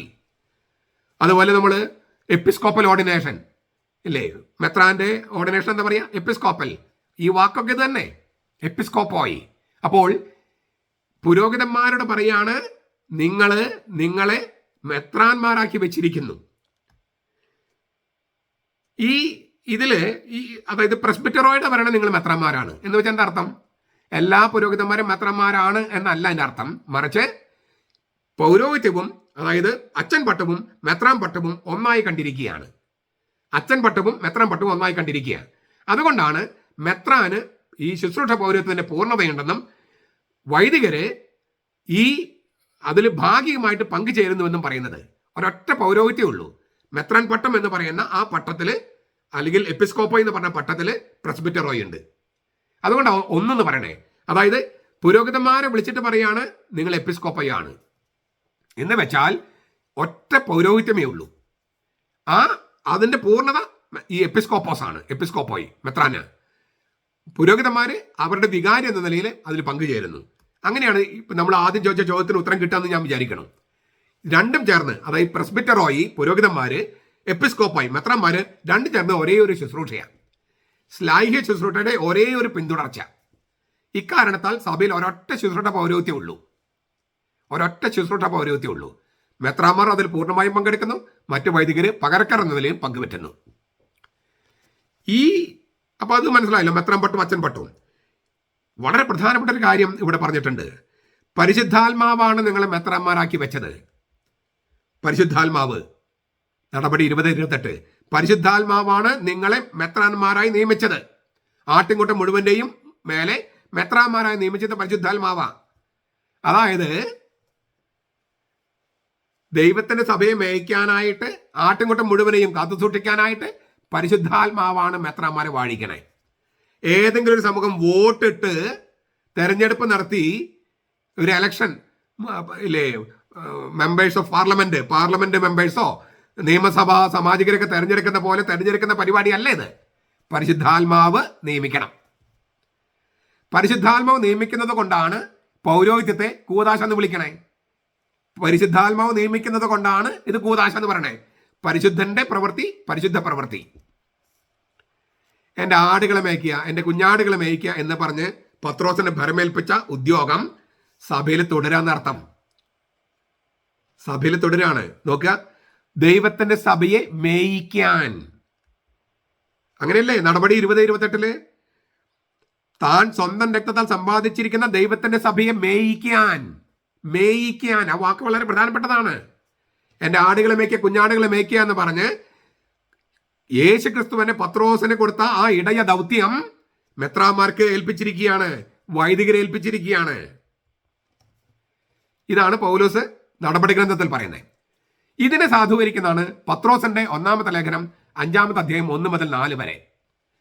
ഇത് വളരെ പ്രധാനപ്പെട്ട ഒരു പാഠമാണ്. നിങ്ങളിലുള്ള പുരോഹിതന്മാരെ, പ്രസ്ബിറ്ററോയ് എന്നാണ് ഉപയോഗിക്കുന്നത് പത്രോസ്, നിങ്ങളിലുള്ള പുരോഹിതന്മാരെ ഒരു സഹപുരോഹിതനും, സ്വിം പ്രസ്ബിറ്ററോസ് ഉപയോഗിക്കണേ, സ്വിം പ്രസ്ബിറ്ററോസ്, സഹപുരോഹിതൻ, ക്രിസ്തുവിന്റെ കഷ്ടാനുഭവത്തിന് സാക്ഷിയും. ഇപ്പൊ ഞാൻ ഒന്നുകൂടി പറയാണ്, നിങ്ങളിലുള്ള പുരോഹിതന്മാരെ ഒരു സഹപുരോഹിതനും ക്രിസ്തുവിന്റെ കഷ്ടാനുഭവത്തിന് സാക്ഷിയും വെളിപ്പെടാനുള്ള തേജസ്സിന് കൂട്ടാളിയുമായ ഞാൻ പത്രോസ് പ്രബോധിപ്പിക്കുന്നത്, നിങ്ങളുടെ വിചാരണയിലുള്ള ദൈവത്തിന്റെ ആട്ടിൻകൂട്ടത്തെ മേയിച്ചു കൊള്ളുവിൻ. മേയിച്ചു കൊള്ളുവിൻ, നിർബന്ധത്താലല്ല, ദൈവത്തിന്റെ ഹിതത്തിന് ഒത്തവണ്ണം സന്മനസോടെ, ദുരാഗ്രഹത്തോടെയല്ല, ഉന്മേഷത്തോടെ. ഇടവകകളുടെ മേൽ, അങ്ങനെയാണ് സത്യവേദ പുസ്തകത്തില്. അജഗണത്തിന് മേൽ എന്നാണ് POCയില്, ക്ലേറോൺ എന്നാണ് ഗ്രീക്കില്, ഓഹരി എന്നാണ് അർത്ഥം. അതായത് നിങ്ങളുടെ ഓഹരിയായിട്ട് ദൈവം നൽകിയിരിക്കുന്ന, നിങ്ങളുടെ അവകാശമായി ദൈവം തന്നിരിക്കുന്ന ആ അജഗണ കൂട്ടം, അതാണ് ഇടവക. അതിന്റെ മേൽ കർത്തൃത്വം നടത്തുന്നവരായിട്ടല്ല, ആട്ടിൻകൂട്ടത്തിന് മാതൃകയായിക്കൊണ്ട് നിങ്ങൾ അധ്യക്ഷത വഹിക്കുവിൻ, എപ്പിസ്കോപ്പോ. അങ്ങനെ ചെയ്താൽ ഇടയ ശ്രേഷ്ഠൻ, ദ ചീഫ് ഷെപ്പേർഡ്, പ്രത്യക്ഷനാകുമ്പോൾ നിങ്ങൾ തേജസ്സിന്റെ വാടാത്ത കിരീടം പ്രാപിക്കും. ഇത് നിങ്ങളൊന്ന് വായിച്ചോളോ. ഞാൻ ഈ വചനം ഇങ്ങനെ വ്യാഖ്യാനമില്ലാണ്ടൊന്ന് വായിക്കുക നിങ്ങൾക്ക് വേണ്ടി. നിങ്ങളിലുള്ള പുരോഹിതന്മാരെ ഒരു സഹപുരോഹിതനും ക്രിസ്തുവിന്റെ കഷ്ടാനുഭവത്തിന് സാക്ഷിയും വെളിപ്പെടാനുള്ള തേജസ്സിന് കൂട്ടാളിയുമായ ഞാൻ പത്രോസ് പ്രബോധിപ്പിക്കുന്നത്, നിങ്ങളുടെ വിചാരണയിലുള്ള ദൈവത്തിന്റെ ആട്ടിൻകൂട്ടത്തെ മേയിച്ചു കൊള്ളുവിൻ, നിർബന്ധത്താലല്ല, ദൈവത്തിന് ഹിതമാവണ്ണം സന്മനസോടെ, ദുരാഗ്രഹത്തോടെയല്ല, ഉന്മേഷത്തോടെ. ഇടവകകളുടെ മേൽ കർത്തൃത്വം നടത്തുന്നവരായിട്ടല്ല, മറിച്ച് ആട്ടിൻകൂട്ടത്തിന് മാതൃകളായി തീർന്നുകൊണ്ട് അധ്യക്ഷത ചെയ്യുവിൻ. അങ്ങനെ ചെയ്താൽ ഇടയശ്രേഷ്ഠൻ പ്രത്യക്ഷനാകുമ്പോൾ നിങ്ങൾ തേജസ്സിന്റെ വാടാത്ത കിരീടം പ്രാപിക്കും. അപ്പസ്തോലിക പിന്തുടർച്ചയുടെ, കൗദാശ പിന്തുടർച്ചയുടെ ഈ പ്രമാണ തത്വം വളരെ വ്യക്തമായിട്ട് വിശുദ്ധ പത്രോസ് ആവിഷ്കരിച്ചിരിക്കുക. ഓർക്കുക, യേശുവിന്റെ പ്രഥമ അപ്പസ്തോലനാണ് പത്രോസ്. യേശുവിന്റെ പ്രഥമ അപ്പസ്തോലൻ. അദ്ദേഹം സ്വയം വിശേഷിപ്പിക്കുന്നത് സഹപുരോഹിതൻ, സിം പ്രസ്ബിറ്ററോയ്, പ്രസ്ബിറ്ററോസ്, സിം പ്രസ്ബിറ്ററോസ്, സഹപുരോഹിതൻ. അതായത് അപ്പസ്തോലിക സ്വത്വത്തോട് പൗരോഹിത്യ സത്തയെ യോജിപ്പിച്ചിരിക്കുന്നു. പ്രഥമ അപ്പസ്തോലനായ പത്രോസ് പറയാണ്, ഞാൻ സഹപുരോഹിതനാണ്. പ്രഥമ അപ്പസ്തോലൻ പറയാണ്, ഞാൻ സഹപുരോഹിതനാണ്. അപ്പസ്തോലിക സത്തയോട് പൗരോഹിത്യ സത്തയെ സാൽമ്യപ്പെടുത്തി ഒന്നാക്കിയിരിക്കുന്നു. കേൾക്കുന്നുണ്ടോ ഇത്? അപ്പസ്തോലന്മാരെന്ന് സ്വാഭാവികമായി ദൈവശാസ്ത്രപരമായി പുരോഹിതന്മാരിലേക്ക് ഒരു പാലം വെച്ചിരിക്കുകയാണ് പത്രോസ്.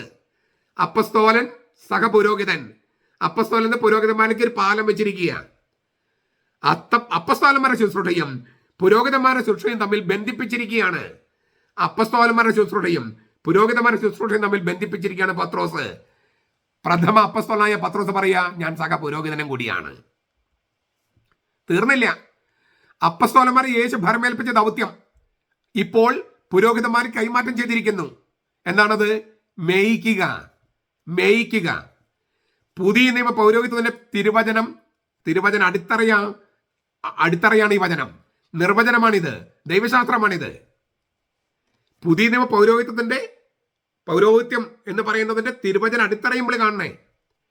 അപ്പസ്തോലനായ പത്രോസ് തന്നെ സഹപുരോഹിതൻ എന്ന് വിശേഷിപ്പിക്കുന്നതിലൂടെ അവർക്ക് ഇരുവർക്കും, അപ്പസ്തോലന്മാർക്കും പുരോഹിതന്മാർക്കും ഒരേ ഒരു ശുശ്രൂഷയാണ് ഉള്ളതെന്ന് വ്യക്തമാക്കുകയാണ്. മാത്രമല്ല, അപ്പസ്തോലന്മാരുടെ പുരോഹിതന്മാർക്കുള്ള പിന്തുടർച്ച ഭംഗം വരാതെ ഉള്ളതായിരിക്കണമെന്നും. ഇല്ലേ? ഇതാണ് ഞാൻ പറഞ്ഞത്, unbroken chain of apostolic succession, ശ്ലൈഹിക പിന്തുടർച്ചയുടെ ഭംഗം വരാത്ത ആ നിര. ഇതിലൂടെ വേണം കൈവപ്പ് കിട്ടാൻ.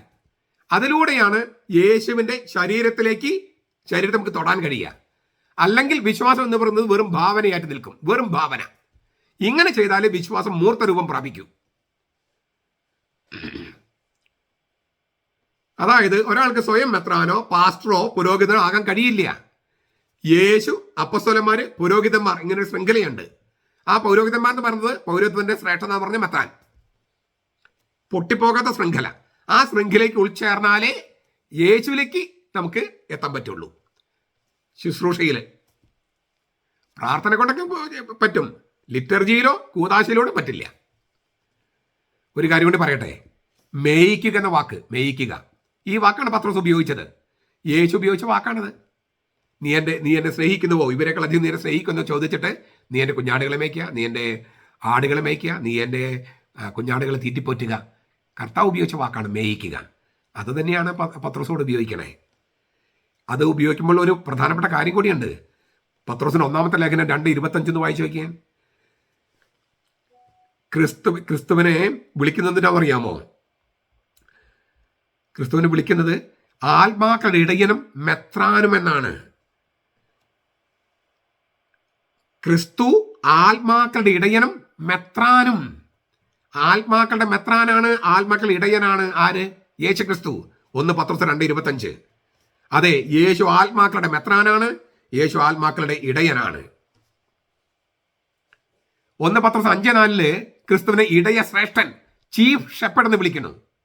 അപ്പോൾ മെത്രാൻ, അതായത് എപ്പിസ്കോപ്പോയ്, മെത്രാന്മാര്, കാര്യസ്ഥൻ, അധ്യക്ഷൻ എന്ന വാക്കിനെ ഇടയൻ എന്ന വാക്കുമായി സാൽമപ്പെടുത്തുകയല്ലേ?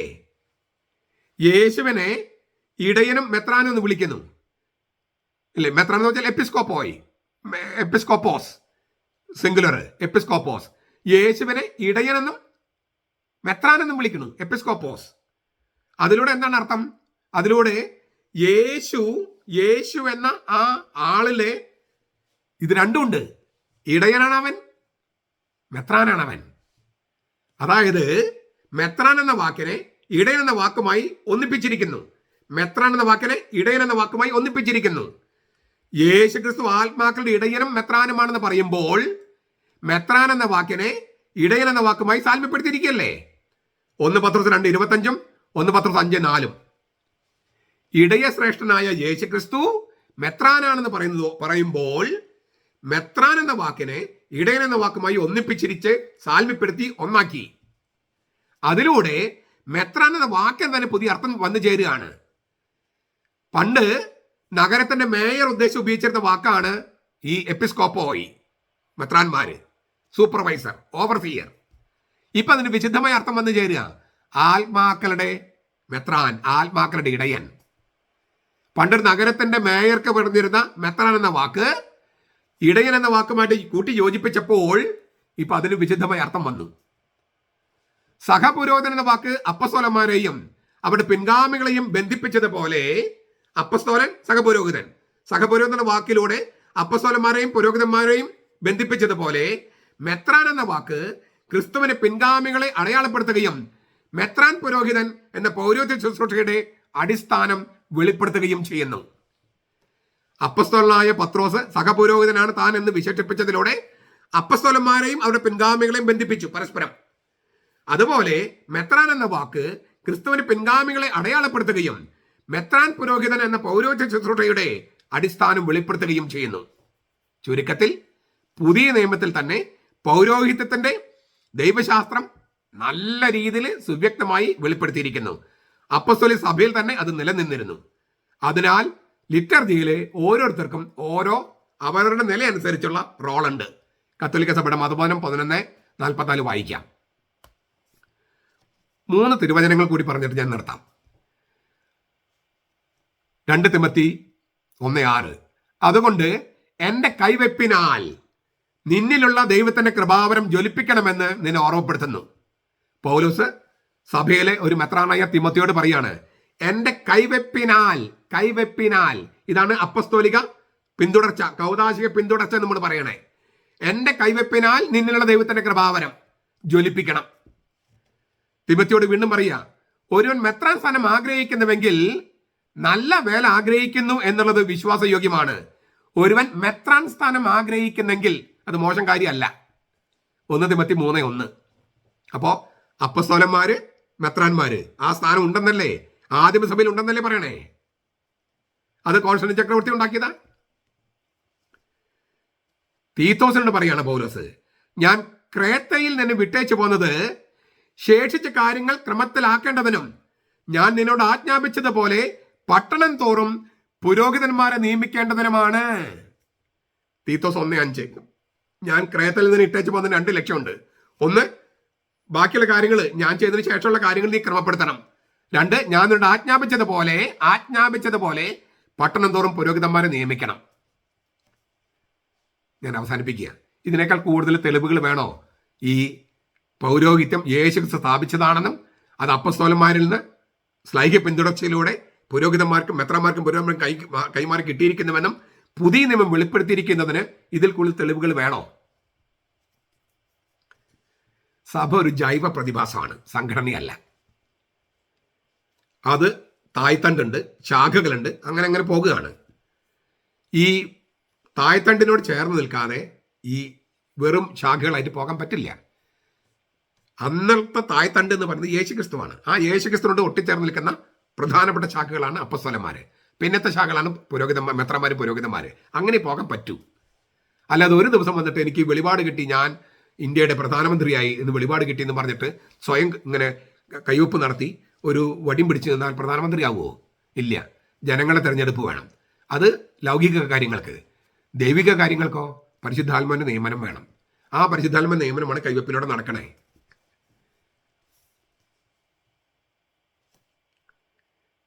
പൗരോഹിത്യമില്ലെങ്കിൽ സഭയില്ലേ, വെറും മത ക്ലബ്ബേ ഉണ്ടാകും. പൗരോഹിത്യമില്ലെങ്കിൽ നമുക്ക് കർത്താവിനെ കിട്ടില്ല. പൗരോഹിത്യമില്ലെങ്കിൽ നമുക്ക് പാവമോചനം കിട്ടില്ല. പൗരോഹിത്യമില്ലെങ്കിൽ നമ്മൾ മരിച്ച് പോകുമ്പോൾ തിരുപ്പാതയുമായിട്ട് കർത്താവിനും വഹിച്ചുകൊണ്ട് സ്വർഗത്തിലേക്ക് പോകാൻ കഴിയില്ല. പൗരോഹിത്യം വേണം. പൗരോഹിത്യമില്ലെങ്കിൽ സഭയില്ല, മത ക്ലബ്ബേ ഉണ്ടാകൂ, വേറൊരു കൾട്ട് സമുദായം ഉണ്ടാകൂ. തീർച്ചയായിട്ടും നമ്മുടെ പുരോഹിതന്മാരിൽ ഒരുപാട് വിശുദ്ധി വരേണ്ടതുണ്ട്, വിശ്വാസം വരേണ്ടതുണ്ട്. നമ്മുടെ കുടുംബങ്ങളിൽ നിന്ന് പോയിട്ടുള്ളവരാണ്.